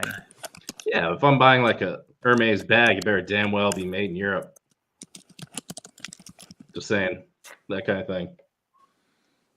Marky, what do you think, Marky? Does not float my boat. I recognize the workmanship, but I also think strategically in terms of spending money, the way my financial picture works, most of the big investment or most of the big expenses I make in watches, I need to know that I can get back out of that watch. And that's the only thing that allows me to justify having so much of my net worth tied up in watches. And this is a watch for somebody who doesn't care about being able to recoup the money. It's magnificent. It's beautiful. But it's not for people who like to experience a watch, move it along, and then get something else. Yeah, if you're worried about spending $20K on a watch, don't spend $20K. Well, I spend $20K on a watch repeatedly. I spend a lot more than that, but I spend it on watches where I know I can flick them with one single phone call and get like anywhere from 80 to 105% of my money back. Fair. I got to tell you, it's Mark, these micro brands, you've been on both ends. You've been on the buying end. Mm-hmm. A lot of this stuff isn't that valuable, is it? Well, most of it doesn't price itself to be that valuable. Most micro brands stay in the 1,500 or less range. And there's no watch in that range that holds its value well and won't lose 30 to 50%. Like, period. Doesn't matter the brand. Somebody comes to you with this watch. Are you a buyer, and for how much? The tantalum makes me interested. Mm-hmm. And I would start to think, 15 for tantalum. If it wasn't in tantalum, I'll skip it. It's not my thing. I love tantalum, but I know I can't get a full tantalum bracelet usually. All right. Well, that's not as bad as I thought. I mean, it does turn $20,000 into 15, but that's not an unusual loss on a watch at this price range. That's not, one of the big three. Yeah, but their usual watches, I think, are more like 2,000 or 3,000. Mm-hmm. It's a big jump, and that's because of the material. Yeah. Justifiable because of the material, actually. No, but I mean, I'm impressed.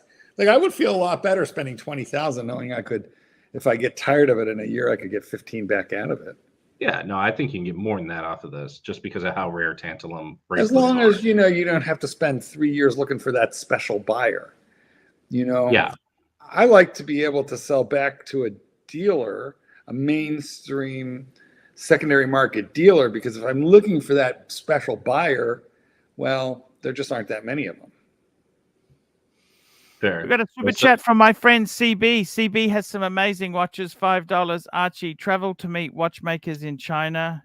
Some do decent work. At least you do something related to your business. That's from the CB. Thank you, CB. And then there's all those markets, Archie, where they sell the fakes. I've seen a lot of videos where people go in there with hidden cameras and try and make deals. Oh, yeah, hold on. I'm being instructed to rub the fucking mug.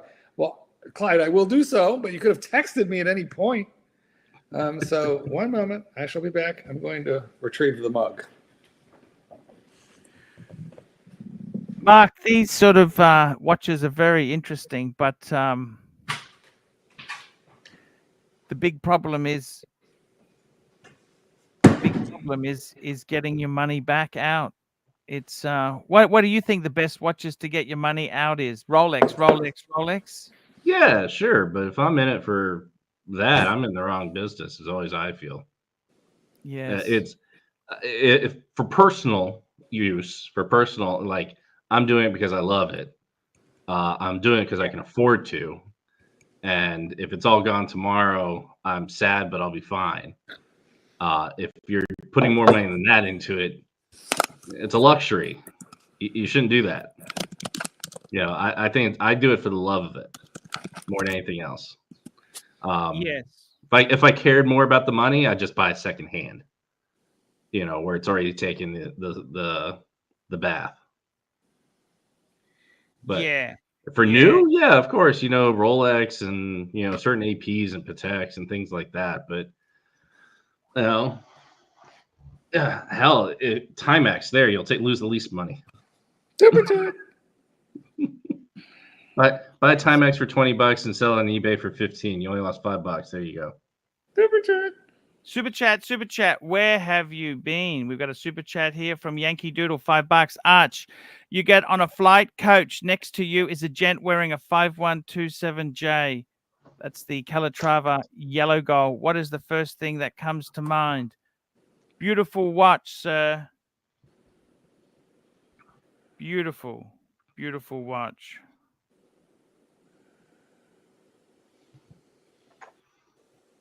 So, Mark, you just got the Polar Explorer, right? I did. What made you choose that one over anything else? Well, in part, I have like a lot of the other watches that I like in Rolex, not all, but a number of them. And I had that watch a few years ago and sold it. I bought it on the secondary market and sold it. And then they tweaked it. They made some changes to the lugs, to the lume. And so I started missing the one that I had sold, and this is updated. And so I feel like it's one of the last tool watches, really just flat out plain tool watches that Rolex still makes. And so I think I wanted it for the heritage of a plain hard-wearing tool watch. Fair enough.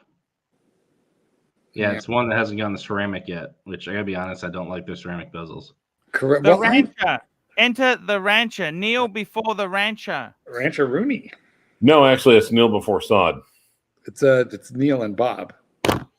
That's we true. have got, I tell you what, a 5127. That's an amazing watch in coach. Thank you, Yankee Doodle. Rich Mitch, £2. If you're looking to get money back out, buy gold. Gold is up. It might not be the right time to buy. It's up. And I kind of hate to say it, but if you can't afford to, don't buy a Ferrari if you can't afford to change the oil. Do you know what the Ferrari charges for an oil change by any chance there, Rancher? No, but I know it's damned expensive. Let me guess. $650 US. Why don't you call Federico and ask him? Get him on the phone right now, Archie. Ask him. Yes. He actually got normal guys. He had a California. And you can check out anytime you want, but you can never leave. You can never leave. I got to tell you something. I'm actually rethinking my watches, to be honest with you, Mark. Mm-hmm. I've been really rethinking. One thing I've found is that buying some of the watches I've bought, they're not as easy. They're not as open heart Zenith and a solid gold JLC chronograph. Exactly. Easy to sell. Easy to get out. Well, it's better than buying a steel Breguet chronograph for the same price, but yeah. No, the trouble is, and it's the same thing. It's just like I think there's a lot of people that are in watches that it's almost like an investment, or they're playing with their money, basically. We like to move the money around. You do it too, Clyde. You buy a thing and then you move it along. I'm not saying I don't. Yeah. I'm not saying I don't. Nothing wrong with it. It allows us to own, touch, experience, live with a large variety of watches, which is why we have to be a little careful. We have to buy them right and buy the right brands, the right models. And Archie's right. He's bought you've bought Archie bought a couple of watches that Yeah, are I mean, not so really, easy to move along. is it really horology? Is it just simply day trading? Horological day trading. I mean, he's had those watches for a while. They're not in and out the same day. That's because no one wants to buy them. I've seen you keep I've watches only a week sold and then one they're watch, gone. so I'm different. Can everyone talk at once? Archie, can you join in too? Yes, exactly. I gotta tell you, it's Gotta. wow. Mm. Those horological day trading. Jesus Christ, Rancher. That's sad days. Sad days. It's, That is great terminology though. what is happening at the Watch Society, Mark? Tell me what's happening. The Watch Society. Tell me what's happening. Well, we just had a nice fun meetup with IWC and Mercedes with Mercedes-Benz Club of America last weekend. And this weekend we have Horological Society of New York coming into town, and we're doing watchmaking classes here in Atlanta. Fantastic. So we're doing Watch 101 to 103 and the Watch 104 classes that Horological Society of New York does. Do you charge people to join the Watch Society? Join now. I mean, certain things cost money, like the Horological Society of New York classes cost money, but that's because they're running it. We're inviting them down and giving them the space, and the members are invited. Those things cost money, but the join no and most events are free. Problem is we're usually capped out because the brands only want so many people.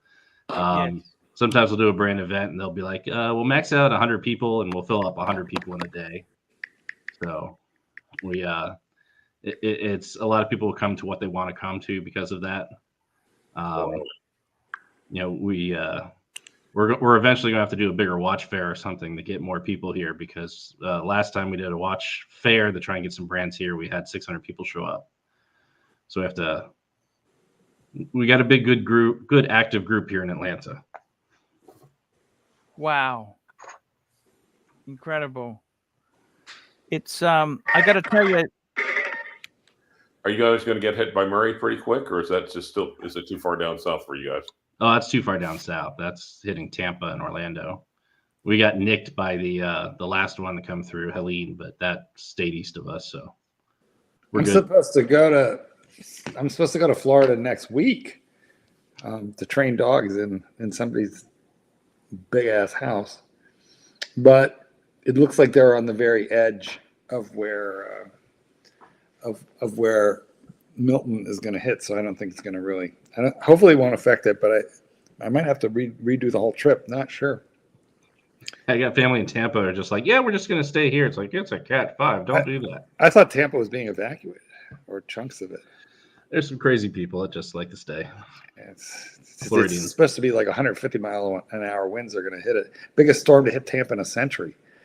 Yeah, I've been in a Cat 5 hurricane. No, thank you. Have you? Where? Hurricane Andrew in Miami. Oh, geez. I know Glenn just made an emergency announcement saying, please, please, please, this is the worst storm of the century. Please get out. Please leave. If you're in order to evacuate, please evacuate. The problem is that the roads are all clogged going north. There are no accommodations anywhere until you hit Virginia. And it's hard to get gas now. So it's just mass exodus. Half the people in Florida are saying, I'm not going to leave my goddamn home just because President Donald Trump, that motherfucker. He says to leave, I'm going to stay right here. He may have actually made it worse. If he was said, okay, Republicans, please stay at your homes at any and all costs whatsoever, then they would have left. God, I feel it's bad. I heard, God help them. And especially the insurance, they're the ones that survive. They're not going to be able to insure their homes next year anyway. There's almost no insurance companies in Florida anymore. They're all left. It's all just the state. Yep, but maybe the prices of luxury watches will come down next year. Archie, maybe you could go to Florida and look for watches. It's pretty sad. It's see, we don't really have storms like that. We had a cyclone. We have cyclones. We don't have hurricanes or. That's the same thing. It's just what they call it in the Southern Hemisphere. Yes. Yes. It's because what's not tied down flies away, doesn't it? Cars can fly away as well. Clyde, what do you think? Could we nuke this? Could we nuke this hurricane? Probably not. No. It has been fucking close. It has been You suggested. want to wait until it's over dry land first for the nukes to be really I be didn't effective. invent the idea. Hurricanes have so much more power than a nuclear weapon by magnitudes of thousands over the I most did not powerful. invent the concept. Fucking just close. saying. You have to have no concept of physics for that to even be a thought. Super chat. That was a Trump suggestion. Not I mine. know. Super chat. I'm on the Archie stream. You want to come join us? Not to mention, if you set off a bomb in Nuclear that radiation. zone there, you would be showering the surrounding area with radioactive fallout. Well, maybe they could just put bleach in its body. Okay, super chat. Yankee Doodle, $5. My collection has come down to a Rolex 16610 and a Patek 5127. What else do you need? What else do you need? I'm envious of that because that is pretty it. Yeah. That plus some shitter that you don't have to worry about when you go to when you're worried about watches. That's it. Breitling, for example. There you go. What more do you need? A steel sub date and a Patek yellow gold automatic date. Fuck. Well, boys, I got to go figure out what to eat. I got to wake up the kitten and feed him, or he'll get a little cranky. Hey, thanks for coming on, Rancher. Mark, before you leave, Lucky. do you think you can talk to your people, just have them call off the space lasers and? Yeah, I'm working on that. All right, I appreciate it. But Rancher, before I go, just tell me, do I need to train the camera on the mug, or will you? See, here's what I'm gonna do. I'm gonna put my mug on camera and just walk off. Ha ha ha ha ha.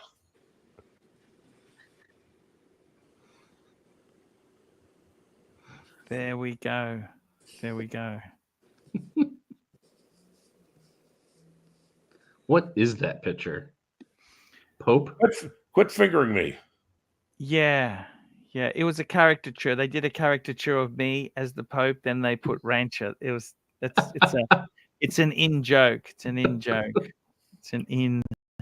Yeah, and you'll notice show them. Remember the original watch commercial that he was doing for Jewelers on Time? Yes. Yes. Yes. Yes. That's. Well, you'll notice in my left hand I'm holding a list of. And what it is, it's a list of people. I'm sorry, my right hand. It's a list of people writing me to complain about they sent in money for their watch reviews and hadn't received them yet. Which also explains the look on my face. What a great pick, Clive. Yeah, what's about? I've got one last mug left out of the original bunch. Ah. Yeah. I need to figure out where I'm going to send it. And if you receive it, just ignore the part that says 210 where it's crossed out a few times. Just ignore that part. It means nothing. Yes. Mark, what's happened with the watch industry here? We're having slowdown, okay? Slowdown. And you can see this. It's a slowdown. They're not releasing new shit. They're not releasing new shit. It's about damn time, though. How much new shit has come out the past few years? Well, I'm just thinking about freaking Omega for fuck's sake. 2 Speedmasters in a couple of months. I like that first Omega in space, but I'm damn sure not going to pay retail for it. No. Oh, that's like a 40% increase over the last one? Yeah. That's insane. I mean, I think it's gorgeous, but it's insane price increase. Wait 6 months. No, I mean, you pick up the old one used to be able to pick up used for like $4,500. Oh, that in the new was like $5,500. We used to pick them up at Joma Shop, like big box and everything except the original card, $3,500, day in, day out. Well, $4,500 was near the end of the production run of the original first Omega in space. So which is about right because it was coming to an end and it was new $5,500. You couldn't get it new anymore. Hell, I remember picking up Explorer 2s for that much not too long ago. Back in my day. And we got Josh joining us. Hey, Josh, how are you? How's it going, everybody? So you're from Normal Guy Supercar. Yeah, I'm Dan's partner. How is Dan to I work do with? everything in the background, and Dan's the face of the channel. How is he going? It's rough right now. What happened? You guys had a part. I remember when Dan started his channel, he did it as a part-time thing. He was trying to find the perfect supercar for a normal guy. Right? And then he got a sponsor in. Does he still have that sponsor? No. So early on, before he went at it full time, he had an investor kind of step in and say, "Hey, I want you to try this full time, and here's some money, and I want to see how it goes." And so he did that, and then it went okay for a while, and he quit his job, and then kind of went full time from there. Gotcha. Rich Mitch, £2. First Omega in space is 20% non-refundable deposit and 3-month wait. The weight's not bad, but the 20%. new price is too much. Tell me this: you guys are selling cars now, aren't you, Josh? Yeah. We started selling cars like 3 years ago. Are you still at the Howard? No, the Howard's owned by our buddy Richard. We bought a building. We bought about a 6,000 square foot building about a year and a half ago that we renovated and moved into. Yeah, that's where we keep our cars and work on them and film the videos and everything. Oh, I see. Does the YouTube is a bloody hard business there. I mean, you guys wouldn't be making the money out of YouTube. No. What YouTube is good for, though, is promoting our business. Yes, we're getting close to 100,000 subscribers now, so it's picking up. You know, as we get close. Really, it started to take off after like 50,000. Is when we started getting. You know, if you know about Ferraris, if you're in the car world, you more than likely know who we are. Yes, and that has kind of our name has been put out there to everybody, and everyone knows who we are. So I was a fan before YouTube of Tom Yang. I don't know if you know who Tom Yang is. Yeah. Tom Yang started a vlog. Basically, all it was a weekly. He did work each week. He documented on a Ferrari 330 Americana. Mm-hmm. And I really enjoyed that. And it's a lot harder now. Like I don't know if you remember. Well, you guys would know this. Doug DeMero, he started off. His shot to fame was he bought a Ferrari 360. Yeah, and actually, it's funny enough. That's what got me into Ferraris. Is that first video series he did with the 360. Yep. The 360 was always my poster car when I was a kid. And what cars do you and Dan have personally now? I've got a bunch of cars. As far as like higher end nice ones go, I've got a 430, gated 430, and I've got a Porsche Speedster replica car. And what's Dan got now? Dan's got a GT40, Ford GT40. Yep. And a Scuderia, 430 Scuderia. I remember when Dan had a 458, he said that was the perfect Ferrari. I never understood why he got rid of it. He said, this is it. This is the perfect Ferrari to have. I mean, just like anything, even with watches and stuff, sometimes after you have them for a while, you're like, I want to trade into something new, even if it is, perfect. You see something else and you're like, oh, I'm going to trade into that and see if I like that more. And then you kind of, sometimes you're like, damn it, I shouldn't have sold that. And that's kind of, I think, where he's at. And I think the 458 is a perfect Ferrari. I mean, it's a great car. Sometimes you have buyer's remorse. Oh, yeah. CB, $5. Can I say the basic man on the moon watches suck, are overrated, and Archie was part of the problem? Hey, look, let's be honest here. Archie was always part of the problem. I think the Moon Watch is a great watch, but I mean, The basic seriously, Speedmaster is a fucking fantastic watch. you know, the only It's on problem my is when list. you It's tell on my list to get novices one. to buy a Speedmaster is they say, yeah, I like it, but I'd like it to be automatic. And you think you just don't get it. You don't Hey, what do you guys get think? it. What do You you guys don't think get about it. what do you guys think about a vintage moon watch, like from the 60s? Oh man. We I think got they're- Rancher here. He actually had one. He bought one. Because I For want a moon watch, 5,000. but I don't want to just go get a new one because anybody can do that. I The like problem is a really nice one from the 60s is big money, 10 to 20,000. Yeah. like I said, The best part about the Moonwatch is there's so many of them, you get to pick which one you like the best. right. Right. Go have fun with it. I'd say get a modern one. You just get a First Omega in space, or an Ed White, and just enjoy the fuck out of it. Go nuts. Get a white side of the moon. Patel Philippe, $2. Josh, did you like Dan's Super G? It's okay.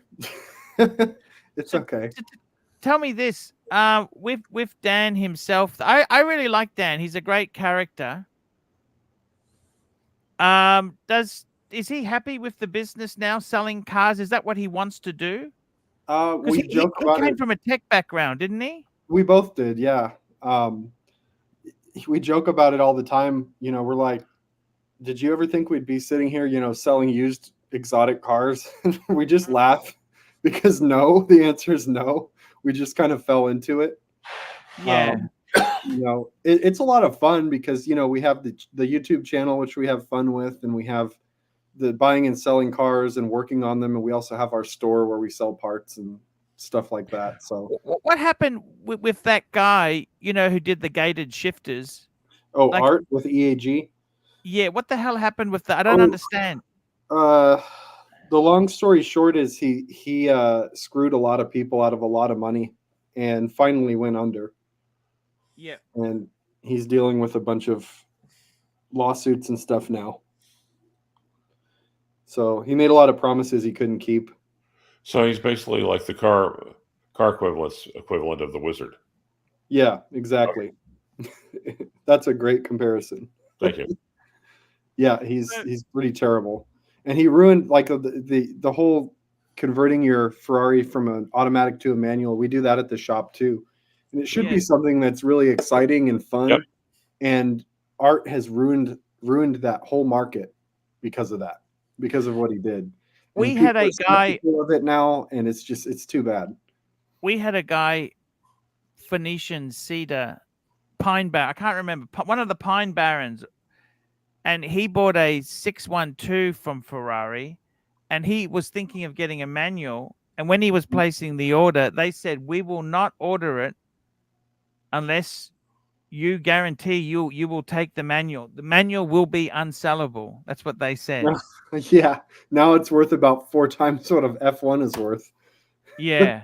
Yeah. It's crazy. It's crazy. Oh, I don't want to sound like an old snarky guy, but you guys seen the T-shirt where it shows like a five-seat shift tree and with the pattern with the title "Millennial Theft Deterrent Device." Yeah. Yeah, I've seen that. Fucking love that. Patel Philippe, super chat, $5. Josh, would love to see a collab with AC3 and Dan talking exotics, 90s Ferrari and Tag Heuer links, curated by the Pontiff. I'd love to have Dan on here. We would, Josh. The thing is, Dan is not a watch guy at all. Like, yes. I will wear different watches, and he's like, "What are you wearing today?" And then he just gives me the jack off hand, you know. Yeah. So yeah. He just has zero interest. He doesn't understand watches. Yeah, he's a Ferrari. I'm trying because cars and watches go hand in hand, and all the guys that we know in the car world, they all have nice watches too. So I'd also say firearms. Yeah, exactly, that too. Yep, those the trio. I saw some of your latest videos there. The car market, the exotic car market is very tough. Yeah. Like you had problems like selling them at auction. They weren't getting good prices. They just really were. You know, COVID increased the price. Well, it's kind of like the watch market. You know, everything got really inflated, and people still bought at those high numbers, and a lot of people still own at those high numbers and now need to get out of them and think they're still worth those high numbers when they're not, and so they're stuck in them.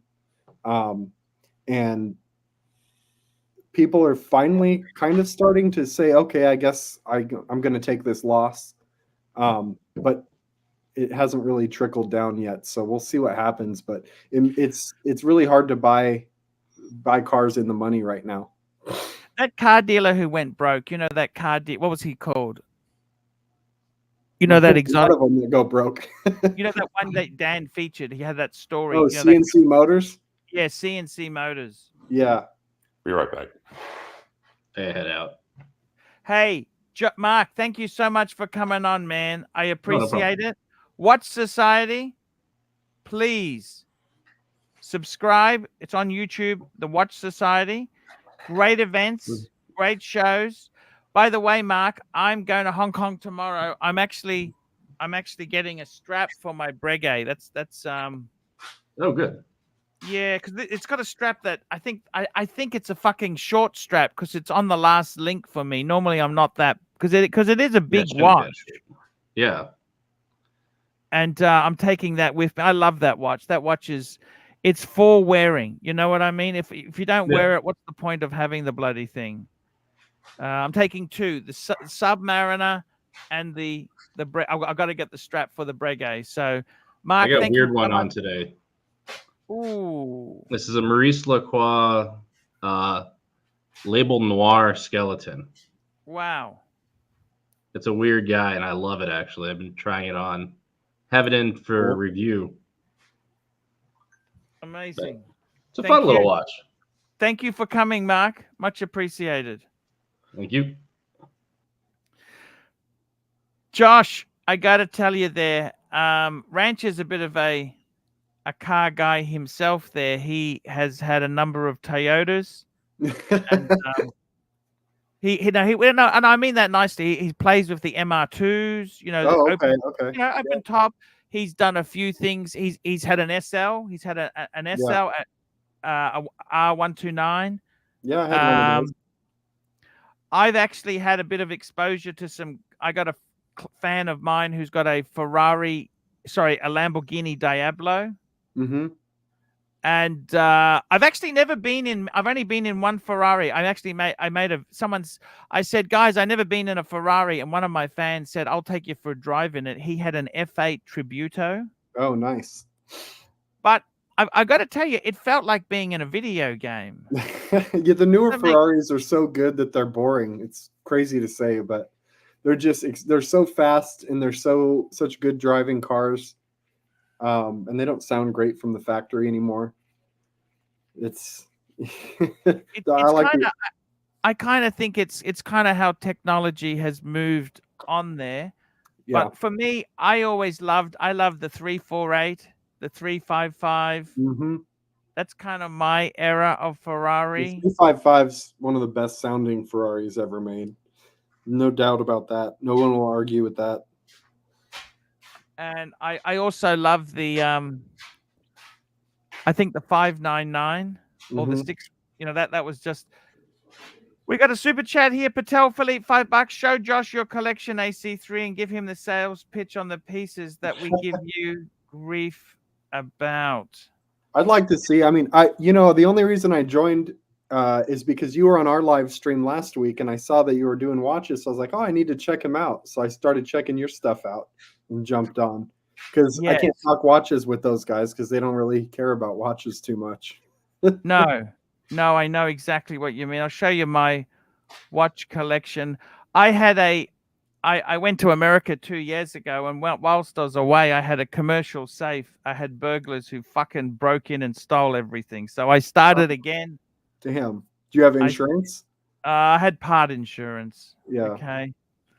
Have you got a Polar Explorer? I have a 226 Polar Explorer. I love that watch. Then yeah, this is not the 72. Yeah. But it's the I got a bluesy which I'm wearing. Breguet.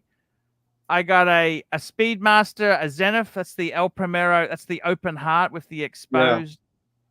Yeah. It's not quite that popular, but I actually really like it. I got the other gold watch. There is a gold. It's a gold JLC, a gold JLC master compressor, Yeah, and I got a Patek World Time there. That's the I like Patek. I like the Patek. I like that one. Yeah, yeah. It's a great piece. Unfortunately, I got to tell you, Josh, the watch market has gone the same way as the car market. These used to be so liquid; they were so easy to move in, Oh. and now it's kind of Yep. fucking hard. It's hard now. Okay. Yeah. The market is the market's shit. Okay, the Well, market's very tight. It's like that here too. I mean, with watches too. I mean, I just I asked for a Sprite from my AD, and he got me one in 6 months, which is unheard of. Yeah, yeah. I mean, the secondary market around the world is. I think the problem is interest rates have gone up since COVID. Interest rates, were when you had free money, when there was so much money being pumped into the economy, it meant people could buy stuff. But now, with the economy, we've got a super chat here. Seiko's and Akuras, aka Anton May, $2. Cheers, boys, just showing some love. Thank you so much there. I gotta tell you, I saw you had a video. You just did a video saying that you're rethinking your business. What's going on? We're just changing a few things, what we're doing. I mean, because we can't buy inventory that is in the money so that we can make money. It's just really hard right now. It's kind of just, that's just how it is. So we're doing other stuff to float us by until hopefully we're hoping January, February, things will pick back up. Because we're dealing with the election here, and the stock market is wonky. The holiday season is usually a slow time for the car business. So we're just doing what we can to stay afloat until things get better. Yeah, I see what you're saying. Like in a car business, you basically your cars you have on floor plan, don't you? We have some on floor plan, and Dan and I put a lot of our own money into the business. We use our own money, so it's half and half. Yeah, we use our own money when we can because the interest rate is very high, and when you have several $100,000, $1 million out on a floor plan, the interest can add up pretty quick. What's the interest on a floor plan? Like 10% or something? 9.5% right now. Yeah. Well, that's not terrible. I mean, when you have $1 million out, it's expensive. 10 grand a month. Yeah. It's a lot. Yeah, it is a lot. Yeah, I see what you're saying. That is Well, we just haven't really been buying anything. We've been keeping things lean because, I mean, even if we get stuff, we list it out there for sale. We've got 2 F430s for sale right now that are gated and they're convertibles, Spiders. Yeah. We have them listed bottom of the barrel price, cheapest in the country, and we're still not getting calls. Well, have you thought about paying for advertising on the ArchieLuxury channel? He does his own. He's got his own channel. That's what his own channel does. See, his own channel is his own internal advertising. We've tried every form of advertising. We've tried all the Google and have you Facebook. tried his yes, but have you tried his kitchen fridge? But I gotta say, the thing is this. It's. I think the problem is it just shows you it is a very tough market at the moment. It's retail, just retail in general. Doesn't matter what it is, watches, cars, whatever. It's tough. How many cars have you got in stock at the moment? I think we have 6 or 7. I mean, look. All you have to, if it's tough, you can get your money back on a few and clear your floor plan. That's all you do, isn't it? Yeah, we've sold a few recently and had to take small losses on them just to get them off the books. Because cars depreciate daily, and in this market, it doesn't take much to change everybody's sentiment about what's happening. So, you know, if a car's sitting around for too long and there's no buyers, it's got to go, and we have to take a loss and move on. You guys did eToro for a while. How was that? Oh God. Would you ever do that again? No, it I was said, terrible. you know, I think the worst thing you could do to me, right? Honestly, I got a look. the horns People off? joke about it. I got a little BMW 3 Series. I bought new. I like the car. It's affordable for me. I always like it. It's not a Ferrari. It's not a supercar, but it's my car. Okay. There's nothing worse I could think of than putting that on eToro and letting other people drive it. I mean, we bought cars with the intention of renting them. So we bought like a Porsche, a Maserati, You had a Jaguar. a Jag, You had the Corvette. a Tesla, a Corvette. Yeah. And the intention, our whole idea when we started was we're going to buy all these cool cars so we have cool cars to drive around, and we're going to rent them out so they pay for themselves, right? Yes. That was our intention was never to like make any money or get rich off of this. We just wanted to drive cars for free. Yeah, which is fair enough. And what ended up happening is people abused the shit out of those cars, and we were constantly fixing them because they were constantly breaking, putting new brakes and tires on them, and it just became a nightmare. Like delivering the cars to the airport, you know, picking people up when their cars broke down, and I've dealing got with my phone blowing up, guys. Talk to you later. Thanks. Hey, no worries, Rancher. dealing with Turo and everything. It was a nightmare. So we just said nope, we're done. Because And I mean, the sold all thing the is, cars. if you deliberately drive like an idiot and then you brake extra hard, you're going to wear your brakes and rotors out, aren't you? Yeah. Well, and when you're in a rental car, do you really care? Do you really care about that stuff? Nope. Most people don't. Yeah, I know what you're saying. And the problem is on those sort of expensive cars, the brakes and rotors are fucking expensive. Oh yeah, yeah, extremely. And you had some stories there where someone fucking the window fell out. The other Corvette, they lost the back thing, didn't they? Yeah. The Corvette's got a target top, and they didn't latch it all the way, and it flew off on the highway. I mean, did you get your money back from that accident or what? We make a claim with Turo, and then Turo fights you on it if they're going to pay it or not. I think we ended up getting paid for that one. Yes. So, but you got to fight. You got to fight them for it. It's not as simple. Make a call and here's what happened, and they send you the money to fix it. It's not how it works. At least that's not how it worked when we did it. And that was another reason. It's difficult to deal with them. Now, as far as renting a car, whenever I travel, I always use Turo if I can. Okay. Rather than a rental company, because you can get nice cars for the same price. Could you pick people who would treat your car like shit by the look at them? Is there things you could tell whether someone's going to treat the car? Oh, yeah. What was the giveaway signs? Tell me. There's a lot. I mean, what they pull up in to pick the car up, that's a pretty good sign. Yeah. What are they driving when they pull up? What are they wearing? How do they talk to you? What do they act like? You know, I mean, you had some, 20-something-year-old kids pull up in a beat up old Toyota renting the Corvette for a day. I'm a little worried about that. Yes. Did you ever say no to people? I don't want to do this. I'm sorry. No, we didn't. No, if we say no, actually, we may have one or two times. If you say no too many times, they'll kick you off the platform. Yeah. I see. So, and I see. And that was okay. So fair enough. So there was just a horror story of events, really. Yeah, I wouldn't recommend it. Now, if you were doing cheaper cars, commuter, like a Toyota Prius, fleet of those or something, it might work. Yeah. But not high-end cars. It's a great place to rent them, but I would not rent your own car out on there. Yeah. Yeah, because people treat it like shit, really, don't they? Yeah. And it's that's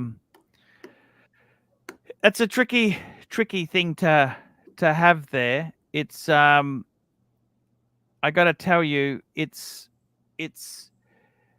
Dan's channel. I love Dan's channel. There was a guy in Australia. I don't know if you've seen the guy MG guy. Have you ever watched that channel? No, I haven't. Okay. Okay. The funny thing is, having a 360 Ferrari today is not, it's not fancy enough, is it? You know, if you had a 360, bought a 360, it doesn't even matter if it was a higher end one. It's not sexy enough, is it? Really? I mean, a vast majority of people, 99+%, if you pull up in a Ferrari 360, they're still going to stare at it and they're still going to want to ask you questions. Yes, but I mean, to get views on YouTube or YouTube, yeah, 360 doesn't do it anymore. The problem with YouTube is that as far as the car space, everything has been done already. You have big channels like DDE and those guys, and they'll go blow stuff up or, you know, whatever. They'll do crazy stuff that people want to watch. Little guys like us, we can't compete with that. We don't have the money to, you know, go blow up a car or drive a car off a cliff or whatever those guys do. Have you watched Nico Leonard's? Oh yeah, I watch him. What do you think? Tell me what you think. Sometimes I have to turn the videos off. I'm just like, I can't stand the guy. And then sometimes he has videos that I enjoy watching. He went to Novitec and got the exhaust done. Yeah. And then he had a whole host of problems and he ended up putting it back to stock. I didn't watch the video on that, but that doesn't surprise me. I always said to him, I said, why would you change a stock Ferrari? Isn't that perfect in many ways? Well, you're talking to the wrong person for that, because that's what we do, is we modify the cars. Okay. We put exhaust systems on them. We do manual conversions. But a manual conversion is different, but that's different. He kind of got a really high end Ferrari, and I think he had an 812 or something. Yes, and I mean that's a lot of. What you say is right there. People that DDE, he's the guy who smashes these things and does horrible things to them, doesn't he? He's one of them. What's the other dude? I can't remember his name. There's another. Are you a Hoovy fan? Yeah, we actually know Hoovy, and we've done a lot of business with Hoovy. That's right, you did. Yeah. What happened with the Vietnamese wife he had? I always liked her. I guess it just didn't work out. Yeah. It didn't work out with him, so he moved on. I don't know if you still watch his stuff, but he's got a new I don't know if they're engaged or what the deal is. But she was like a car journalist or something. I'm not really sure. But he's doing Whistling Diesel. That was the guy that blows crap. I don't like watching his stuff.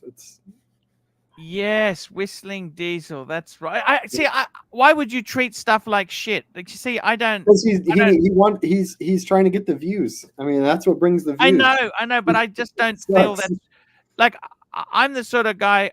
I don't know if you remember the movie The Wolf on Wall Street, right? Oh yeah. And they had that Lamborghini scene where he basically treated the Lamborghini like shit, right? See, that's not a supercar owner. A supercar owner doesn't treat their car like shit. You know what I mean? You'd be surprised how many cars we come across that are just not maintained well, not treated well, ran through automatic car washes, just terrible. It's surprising. Okay. Yeah, Hoovy's 599 is I can't remember the name. Venencia something. It's like a plum color. We did the conversion on that for him. Yeah, what's he like to deal with? Oh, he's pretty cool. Pretty much exactly how he is on camera. Just out of interest there, Pavel, $2. NG, normal guy, supercars. Can I have a coffee, darling? Can I have a coffee? You going out, are you? Can I have a coffee before you... NG supercars, here's your inventory. Yeah. You can ignore that. That's your replica. That's your replica. That's one that we have for sale. I have one personally that's like a dark gray. But and that's that Mini Cooper. That's Dan's wife's car. Yeah. I remember when she got that. Oh, there's the super Oh, the Yeah, the Lamborghini Superleggera. Gallardo. Uh-huh. The 430. That's a nice car. Oh, gated shifter. A 430 Spider. 430 Spider. Oh, and that's a GT40 original. That's not Dan's one. That's not Yeah. his, is it? That's Dan's. He's got it for sale. Oh, wow. Why is he selling it? It's expensive. It's a lot of money, and we're not Yes. doing like spectacular right now, so it doesn't make a lot of sense to have a $250,000 car hanging around. No, I understand. I mean, he could pick up another piece of stock. It reduces the floor plan or something, doesn't it? He owns that car. That's not part of the business, but yeah, we could use that money for other cars or whatever. Yeah, wow. That's incredible stock. Which car's yours? Well, you see the picture, the gated 430 on the left? Yep. You see that gray 430 in the background? Oh, yes. That one's mine. Okay. I Wow. like gray cars. So most of my cars are gray. Yeah, got you.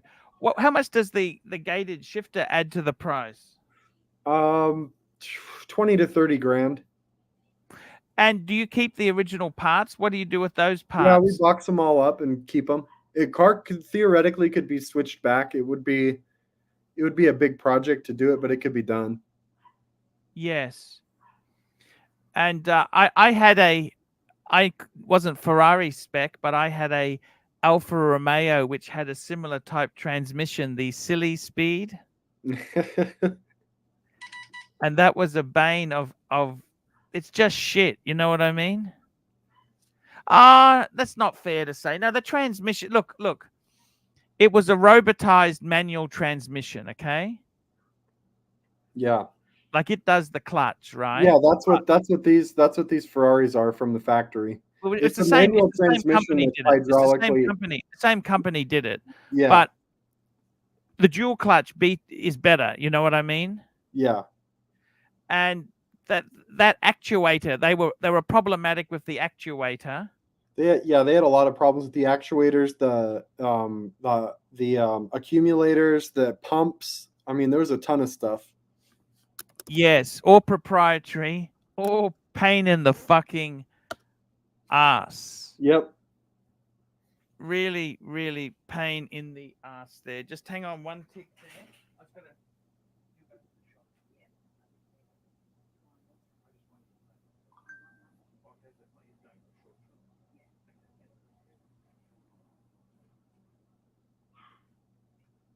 Sorry there. Josh, tell me this. Hello, Josh. Yeah, I'm here. What does it cost to do the brakes, pads, and rotors on a Ferrari? It depends which brakes it has. If it has the carbon ceramics, if you had to do the rotors. Standard, not the carbon. Fuck the carbon. Okay. Probably $3,000. That's per front or back, or that's per corner? All four. Oh, that's not terrible. For the standard brakes. Now, for the carbon ceramics, it's probably more like $20,000. Fuck. Yeah. If you had to do the rotors. It's uncommon that you do the rotors unless you track the car, though. What is the most usable supercar there? Tell me this. Most usable? Like best bang per buck, something that an enthusiast could buy. What do you get? I think the 430 is the best one for that at the moment. Okay. I mean, because the price gap from a 430 to a 458 is $60,000-$70,000. You know, the 458 is a better car, but I mean that's a big jump in the budget. $70,000 is a lot of money. You could buy another car for that. Two more. That's cars. Amazing value. The Gallardo is $140,000. That's pretty damn. The Superleggera is way undervalued in my opinion. They made less of those than they made of the 430 Scuderias, and the Scuderias are worth 3 times as much. It doesn't make any sense. They're bargains. Yes. It's what happened to the Jaguar, the XJ you had in the white XJ there. There it is. Yeah, that's actually my father-in-law's car. He's owned it for Yes, I know. he's owned it for over 30 years. And I'm gonna sell it for him. He's finally ready to get rid of it. So it's in the shop. I'm gonna fix a few things on it for him and I'm gonna sell it. Wow. It's a 1987. It's got like 90,000 miles on it. He's taken really good care of it. How much are you selling that for? I don't know what it's worth. Probably 8 to 10 grand. Jeez, that's not much, is it? It's a great classic It's a car. cool, classic looking car for that kind of money. I mean, just to have something cool to go in cars and coffee with or whatever. Yeah. Yeah. Yeah. They were really cool car, really. Yeah. I remember those in the day. They So tell me this, with the cars themselves there, would you ever get out of the business? Like you say, it's a bit tough. Would you ever say, fuck this, we're gonna clear our inventory. I'll keep 1 or 2 cars myself and I'll go back to IT? I think about it all the time. I don't think I would actually do it though. No, you're having too much fun? I mean, it can be stressful. Running your own business can be very stressful when things aren't going your way. And so it's easy to say, oh, I could just go get a job doing what I did before and be making more money and not have all this stress. But at the same time, it is fun and we have a lot of freedom and we get to play with cool cars. And, I get to I've got time to do my other hobbies on the side, like watches and things like that. So it would be tough. GB20 Mex, did he buy the Mini from AC3's Bestie Perf Luxury? That's an internal joke there. Thank you, GB. I gotta tell you, it's how long have you known Dan for? I've known Dan for a long time, way before he started his YouTube channel. I got to tell you, Dan just seems like a cool guy. I never met Dan. I never spoken to Dan, but I've watched his videos and I just think, he's got a persona. I just like the guy. He's pretty much the same on video as he is in person. Yeah. I didn't like the way they damaged his trailer. His trailer. Oh, yeah. Why did they fucking do that? Yeah, because we have assholes that live out here and want to steal stuff from you. Just like you said, you got your watches stolen. It's the same thing. Yeah. Yeah. Yeah. It's terrible, really. It's but Dan always came to me as, I don't think Dan's super rich, is he? Like Dan's done well, but he's not super rich. When he was in the software business or software world, he made a lot of money. I mean, he did pretty good for himself. Not crazy wealthy though.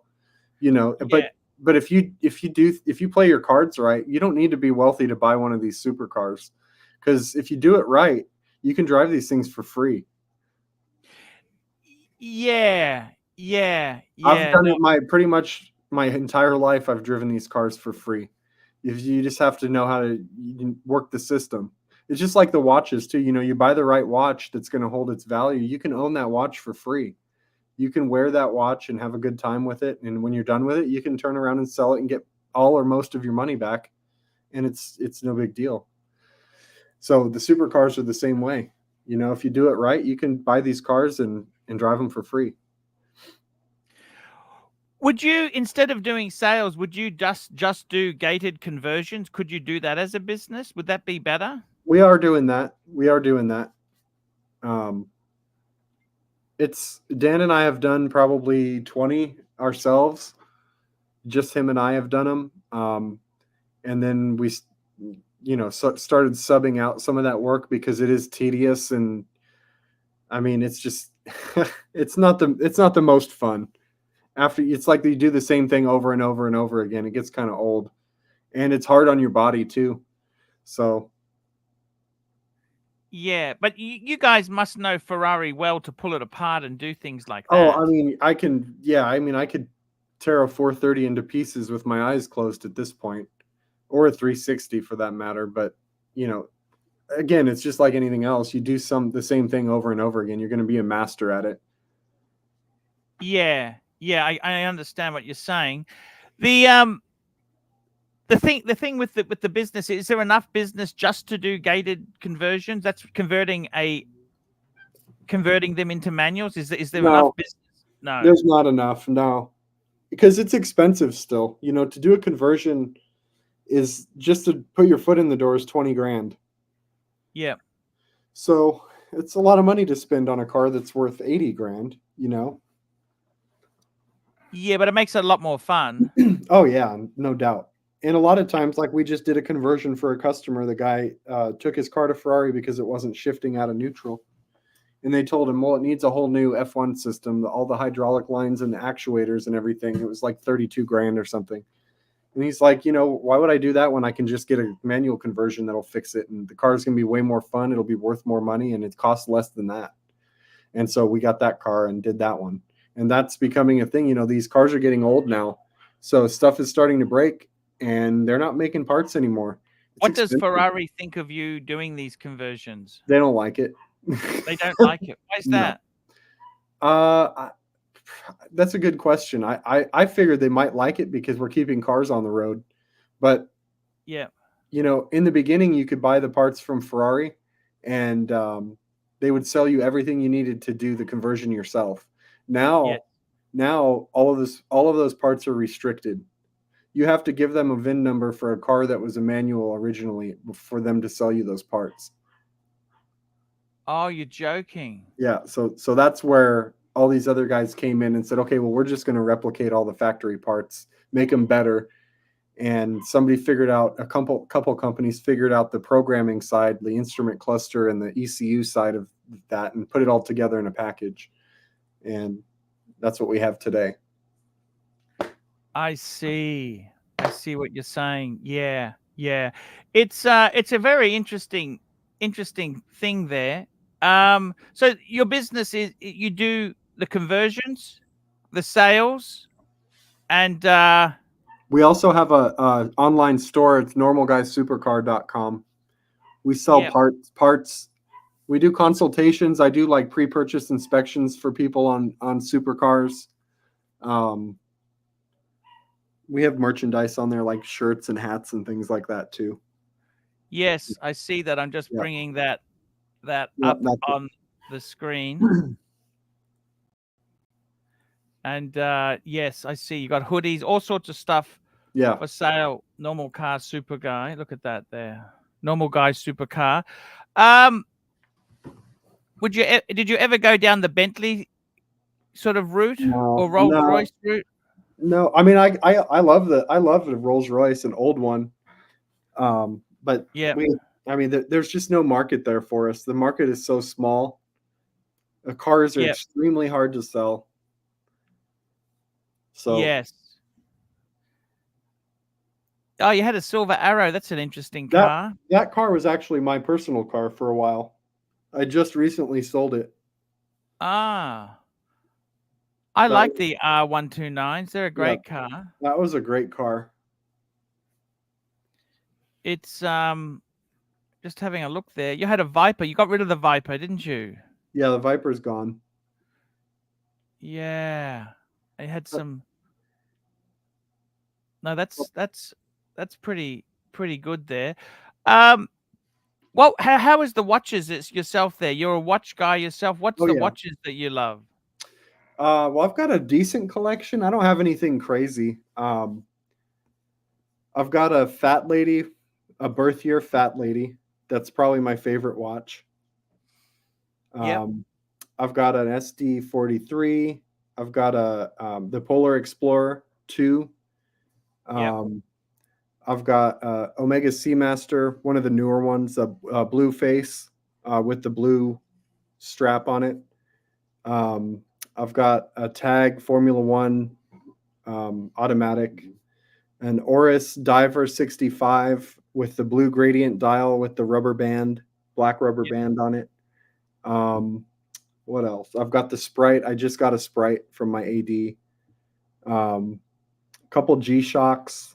What else? Longines. I've got a couple Longines watches. I've got the Tudor Black Bay Chrono with the white face with the black subdials. The Panda one, yep. Yeah, the Panda, Tudor Panda. And I've got some Oh, I've got the Christopher Ward. It's kind of a cool watch. I'm into stock trading and stuff too, so I was able to get this Christopher Ward Trade Time. It's called a Gotcha. Trade Time C63, and it has a dial in the center that keeps track of when the markets are open around the world. It's a pretty cool watch. Interesting. Yeah. I've got some older watches that are cheaper, just sentimental watches that my wife got me at Tissot when my son was born, and Movado when my daughter was born. So I have those. My grandpa had a Casio from the 70s, digital Casio that I have. I wear that once in a while. Yeah. Yeah, I think that's about it. So the main high-end ones you got a Sprite?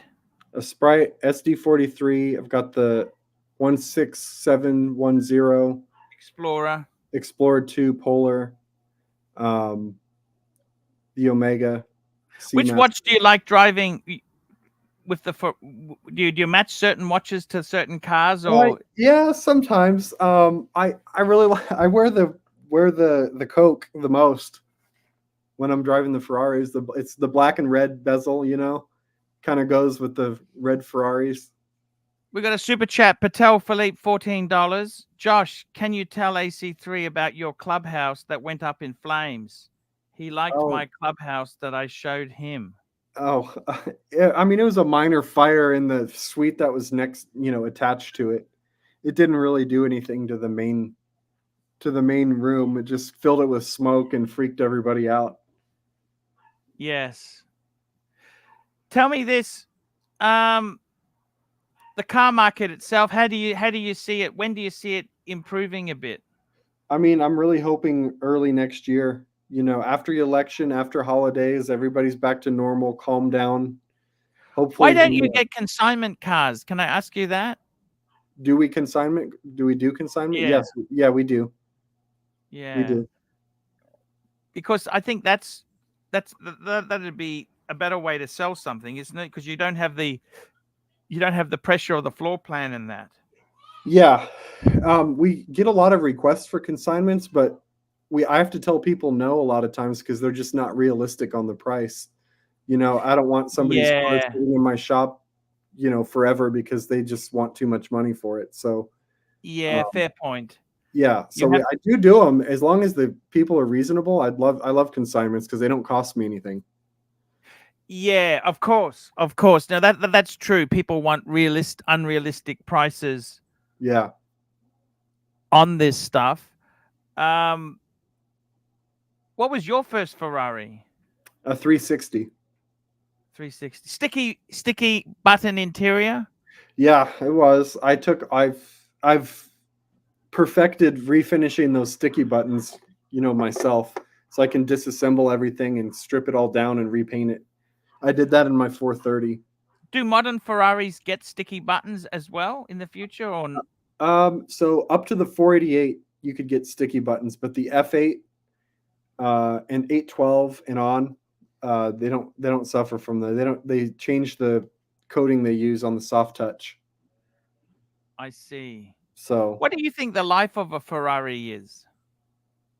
I mean, I guess it depends on if you take care of it or not. I mean, they can last forever. Some of these modern ones, I mean, we had a 458 Spider that had over 100,000 miles on it. Yeah. It's still running just fine. It was taken care of. It just was driven a lot.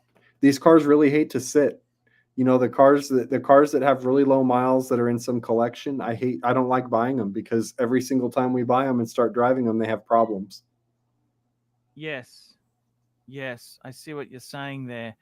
It's better to keep it going, really, keep it oil flowing and everything. It's like any car, isn't it? If you let the thing sit, it's going to cause seals are going to dry out and all sorts of problems. Everybody says seals dry out and all that, and it's true. We just had a 430 in the shop that we did a conversion on that had 8,000 miles on it, and everything was leaking on that car because it sat. Yeah. So we had to replace all of the gaskets, rear main seal, everything, valve cover gaskets, all that stuff was just leaking from the car not being Yeah. driven. And then when it started to be driven, then it had more issues that we had to address, one thing after another. Yeah. So if you're going to buy a car like that, buy one with some miles on it with some service history, because it's going to be a better car. Yeah. Yeah. I see what you're saying there. It's I got to tell you, is Porsche a better long-term hold than Ferrari or I mean, Lamborghini? it depends on the car. I mean, Yeah. an air-cooled 911, yes. A specialty, GT Porsche, sure. Any of a regular 911, no.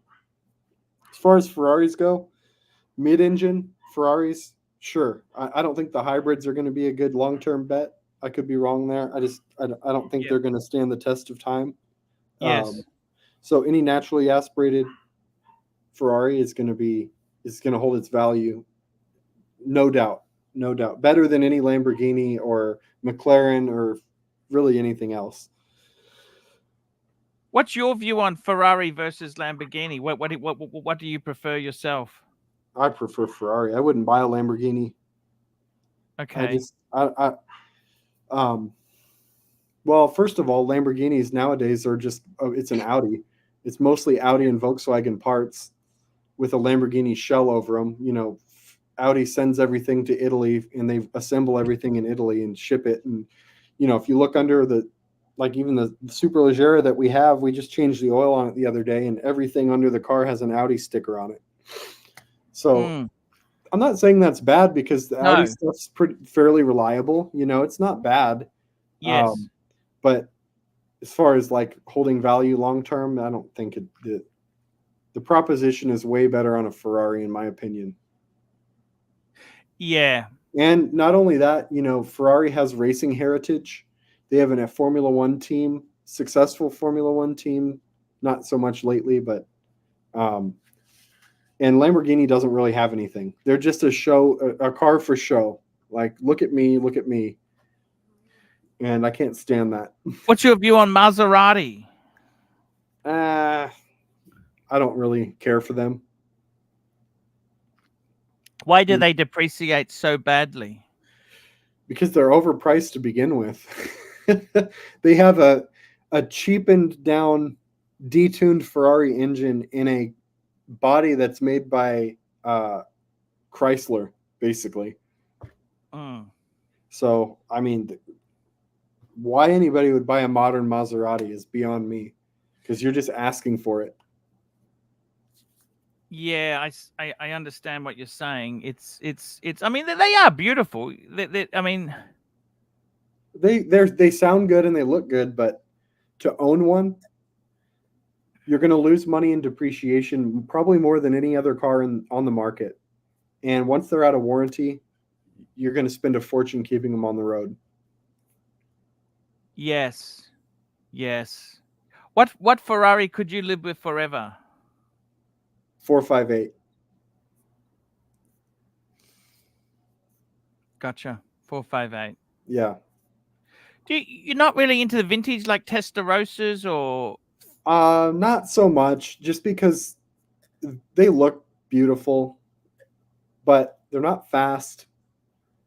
The biggest issue is the maintenance on them. Like a Testarossa needs an engine out every 3 to 5 years, which is going to cost you 25 to 35 grand. Yes. So, I mean, there are some, like a 308 is a cool old vintage Ferrari from the 80s that the maintenance isn't terrible on those, and those are still affordable. You can get those, 50 to 80 grand for a decent one. Yeah. That's sort of like, and the Mondial. You like the Mondial? Not really. No. That's kind of the redheaded stepchild of the Ferrari world. It used to be the 308 was the redheaded. Yeah, the 308s were a dime a dozen. Now everybody wants them again for some reason. Talking about the Baritone 308, not the Pininfarina one. Oh yeah, the Bertoni. It's they are a amazing thing. It's what do you find the average person who comes to you. See, what I loved about Dan was that this was his journey, his first Ferrari. That's when he started the channel, I think, wasn't it? Right. Yeah, it's 430. And he hadn't had one before. I think he had a Subaru before or something. Yeah, he did. He had a Forester. And then he always wanted a Ferrari. And I got to tell you, Dan's wife seems to be very supportive of him. Yeah, she is. And then he had the 430. Then he had the 458. That was the best one he said he had. Yeah. And I kind of think for Dan, it was a mistake to. I want to say this. You tell me what you think. If he would have kept that car and just did something else, I think he'd be a lot more happier than trying to push the business and go. You know what I mean? I think he was just tired of the software world, didn't want to do that anymore, and wanted to turn cars into like a full-time gig. And that was his way of doing that. Yeah, I see what you're saying. I see. How old is Dan? I think he's about my age. I'm 52. Oh, he's in his mid-40s. Mid-40s. Okay. Yeah. Okay. It's I get it. It's I suppose look, just because it's a little bit tough now doesn't mean it's all over Red Rover. It's just, hey, it's a bit tough. We need to adjust a bit. You know, I've been in the car business for 15 years now. Yes. And it's always up and down. It's always been up and down. I will say this is probably the biggest up and down I've seen since I've been, doing this. Yes. It's definitely the most dramatic for sure. But yeah. If we can hold out until things get better, we'll be fine, because it'll come back and we'll have a good stretch again. It's just, it comes in waves. Definitely the most dramatic for sure. Hey Eddie, you got echo there, man. What's up, man? Can you hear me? Yeah, I can hear you. What's going on? Nothing. We got echo. We got echo. It's no good, Eddie. Echo. Is it good? Hang on. No good, man. I got to tell you, I think you're right. The economy after the election, it doesn't matter who wins. I think no, it doesn't. People just want to know that everything's going to be okay, and they don't have to think about it anymore, and the tension is gone, and they'll be back to spending money again, hopefully. Tell me this. What do you think the average person who buys like a secondhand 430 or something like that, how rich are they? Are they worth 2 million, 3 million? Are they just middle class people? What are they? A typical 430 buyer is somebody who, I'm just generalizing based on my experience, but sure, they're car enthusiasts who, want a supercar, but they're not super wealthy people. They want to, they're buying their first Ferrari. Maybe they got they make a couple $100,000 or whatever a year, and they're buying their first Ferrari. They're not wealthy people. They're not. Sure, they're not poor, but they're not super rich. I've got friends that are wealthy, and they go and buy every new Ferrari that comes out, and it doesn't matter. And they're a different type of buyer. They're not the people that we target, though. Yes, I see what you're saying. Okay. Have you seen that new Ferrari 4-wheel drive? Yeah. I'm not what a fan. What the fuck are they doing? I'm not a fan. What the fuck are they doing? That's a good question. That's the Hublot of the car world. Yeah, it's weird that how they've kind of, I suppose it's what everyone wants is SUV. Aston Martin has an SUV. Lamborghini has an S. It's just, and those SUVs are selling for pennies on the dollar now. Yes. Nobody wants them. Nobody wants them anymore. They were all the rage at the peak of COVID. Yep. Well, they're expensive. You know what I mean? They're not really. Someone in the chat said the FF is a bargain. I mean, let's be honest. The reason these cars are so low is because you want a low center of gravity, don't you? Well, yeah. I mean, they're theoretically, these things are race cars. They're meant to Yes. be on a track. Yes. You know, they're mid-engine, they're low to the ground, their aerodynamics are good. Everything about them is track, you know, so you just drive it around every day. It's not going to be comfortable. I remember Dan, he went from a 458 to he went to a Lamborghini then, didn't he? That's what he did. He bought that Superleggera. Okay. The Superleggera is a cool car, but it's sluggish, slow to respond compared to a Ferrari. Yes. Look, I think Lamborghini is still an amazing car. I don't think Ferrari would be what it is today if it wasn't for Lamborghini. Yeah, I mean, I guess you could say that. They needed a competitor, don't they? They need a competitor. Yeah. You know, it's well, Ferrari's going to make cars that people want regardless of what the competition is, because they need money for their race teams. That's how they fund all their racing. What's have you guys had a McLaren? I remember you're kicking it around a McLaren. Yeah, I've had a few. They're a fucking horror story, aren't they? I would take a McLaren over a Lamborghini, personally. Okay. The McLaren's engineering on them is just, it's on another level compared to anything Ferrari or Lamborghini or really anything else. I see. And they drive great. They're fast. I would definitely drive a McLaren. Yes. Yes. It's what it with Dan himself, I just think sometimes if you turn your hobby into a business, sometimes you lose something. Yeah, that's definitely true. That's definitely true. It's happened to me. You know, I'm jaded now. I see these nice cars and I don't really care anymore. And I used to be more of a car enthusiast, I guess. But now that it's a business, it's just another car to me. And sad to think about that. You know, and I see, you know, some of the watch guys that I watch, I feel like they're kind of the same. You know, once you've held and seen all these different watches and owned different ones, it's like nothing really gets you excited anymore. Yeah, exactly right. Exactly right. It's just sort of, it all becomes, so everything's,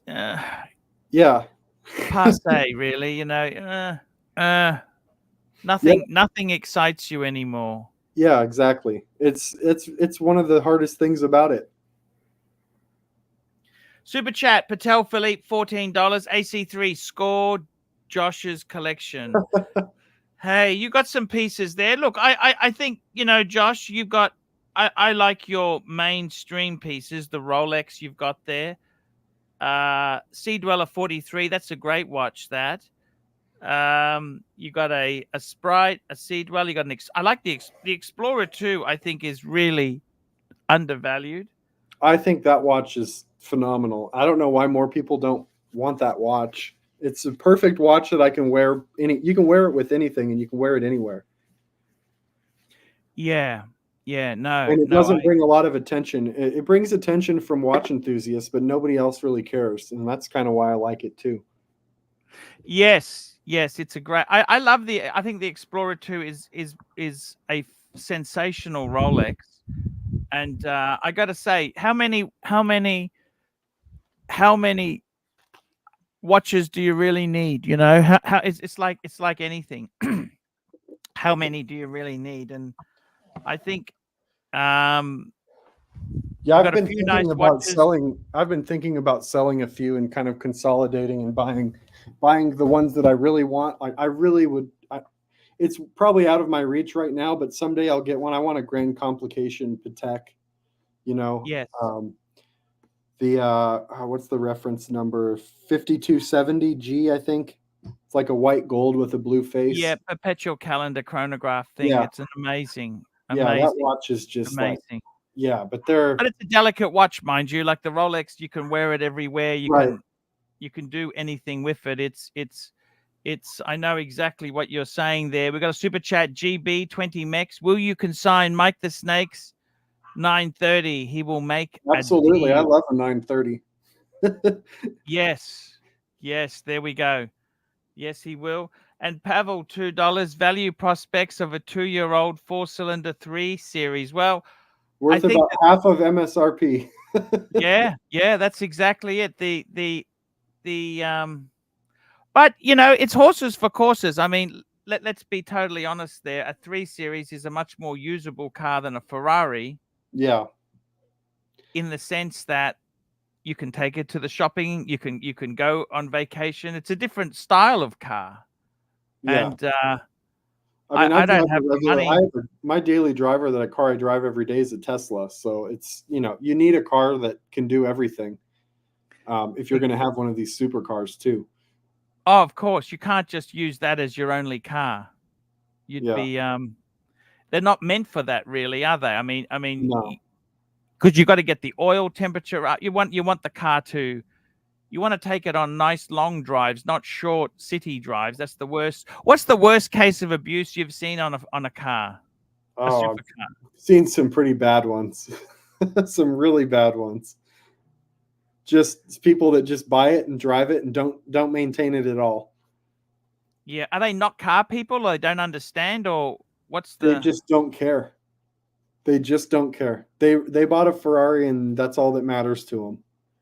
Yeah, you know, think of it like somebody that would buy a fake Rolex. You know, they're just buying it for the name. They could care less about the watch or its history or anything about it. Yeah, I get what you're saying there. You said they put it through a car wash. They don't give a fuck about nothing. Yeah, they you know, don't change the oil when they're supposed to. You know, put cheap tires on it. I hate seeing cars with cheap tires.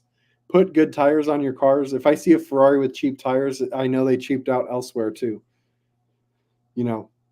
Yeah, that's a good point. If they cheap out, it's a strong indication they've cut corners. Corners. It's not something they love. It's the worst thing I've seen is a DB9. Someone took it through a car wash, and I said to the guy at the petrol station, I said, "Why did you let him do that? You should have said, no, sir, you're not allowed to take that through." Yeah, no shit. You know, because the paint job on an Aston is incredible paint job. And you put it through with brushes, you're going to fuck it up, aren't you? You've got to do it by hand, you know? Yeah. And it's kind of sad to see that. I suppose that's one of the things that is kind of sad to see. And you'd be surprised on how often we see that. It's a lot more often than you'd think. It's cars that are just not maintained well. Yeah, I suppose it's people who aren't really car enthusiasts, are they? Right. They don't understand. They think they can just buy it and drive it like any car. Mm-hmm. Where you've got to really treat it properly, don't you? These cars are temperamental. They're not and if you don't treat it right, it'll fuck up very, very easily, won't they? Yeah. Yep. That's right. And Josh, it's been a pleasure having you on there, man. Yep. I really enjoyed having you on. I would love to do a collab with Dan and yourself one day. I'll talk to him tomorrow and see if he's interested in doing that. Please, in the private chat there, if you could put your number, I'd love to add you to my list of contacts. I just keep it confidential. Josh, I'll add you to my WhatsApp, and I can invite you on from time to time. And you're also more than welcome to come on and tell us about a car that's come in or a car you're selling. Sure. We love a bit of car talk because, as you said there, this is the thing with a lot of car people. They are also like quality. They like a nice watch. That's right. It's not all of them, as you said. Dan's not a watch person at all there. But it is really it's really cool to talk. I've been a big fan of normal guy supercars for a long time. I really like Dan's persona, and I really haven't. I've watched a lot of his videos. I wouldn't say all the videos, but I've watched a lot of his videos. Yeah. And I remember when he moved house. He got the shed built. He's an interesting character, and it's good to talk cars. I like talking. It's the watches. I think it's just an appreciation. These are all luxuries. These are unnecessary. I mean, at the end of the day, Yep. you don't need an expensive watch to tell time. You also don't need an expensive car to go to the store either. Well, you can buy a Camry, and a Camry will give you so much good use for a long time. Camry and a Timex, and you're good to go. Exactly. But that's not why we're here, though. Yes, I always like. I don't know if you watch that Canadian guy who does Exotic Car Play Place. Mark from Exotic Car Play Place. He's the Canadian he does a lot of BMW videos. Mm-hmm. And he says, life's too short to drive boring cars. Yeah. And I think that's true. They're not a good investment. Cars, they can be shocking. But it's not always about the money. It's about the enjoyment you get from them. And that's right. In my country, cars are really expensive. They are expensive here, and that's that's what you have a lot of taxes and stuff you have to deal with. Yeah, it's and we do, and our dollar's different too. Like one Aussie dollar is 70 cents US, so your dollar is 30% stronger.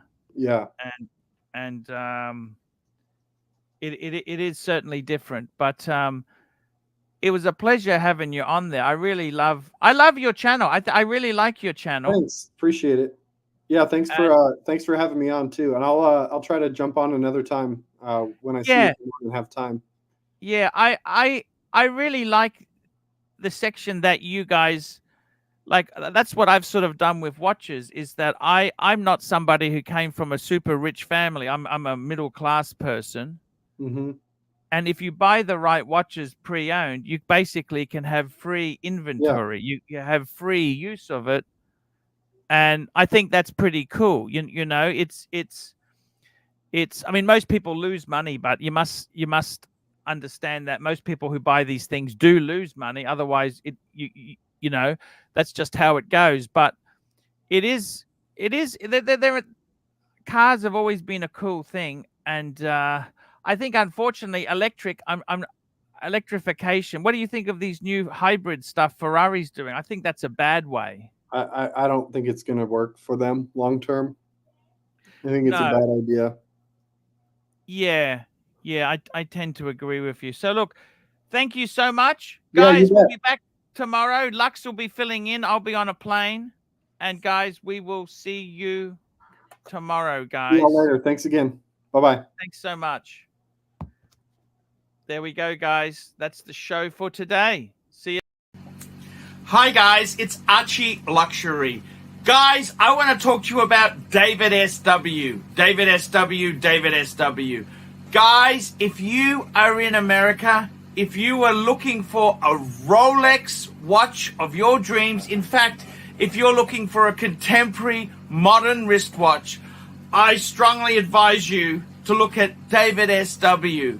Guys, don't play the dealer games. Don't bring in chocolates or Krispy Kremes for your dealer hoping to get a Rolex at retail. It's futile. Please, guys, save your dignity. Keep some pride. Go to David SW. I would highly recommend David SW. If you're in America and you're looking for a watch, go to David SW.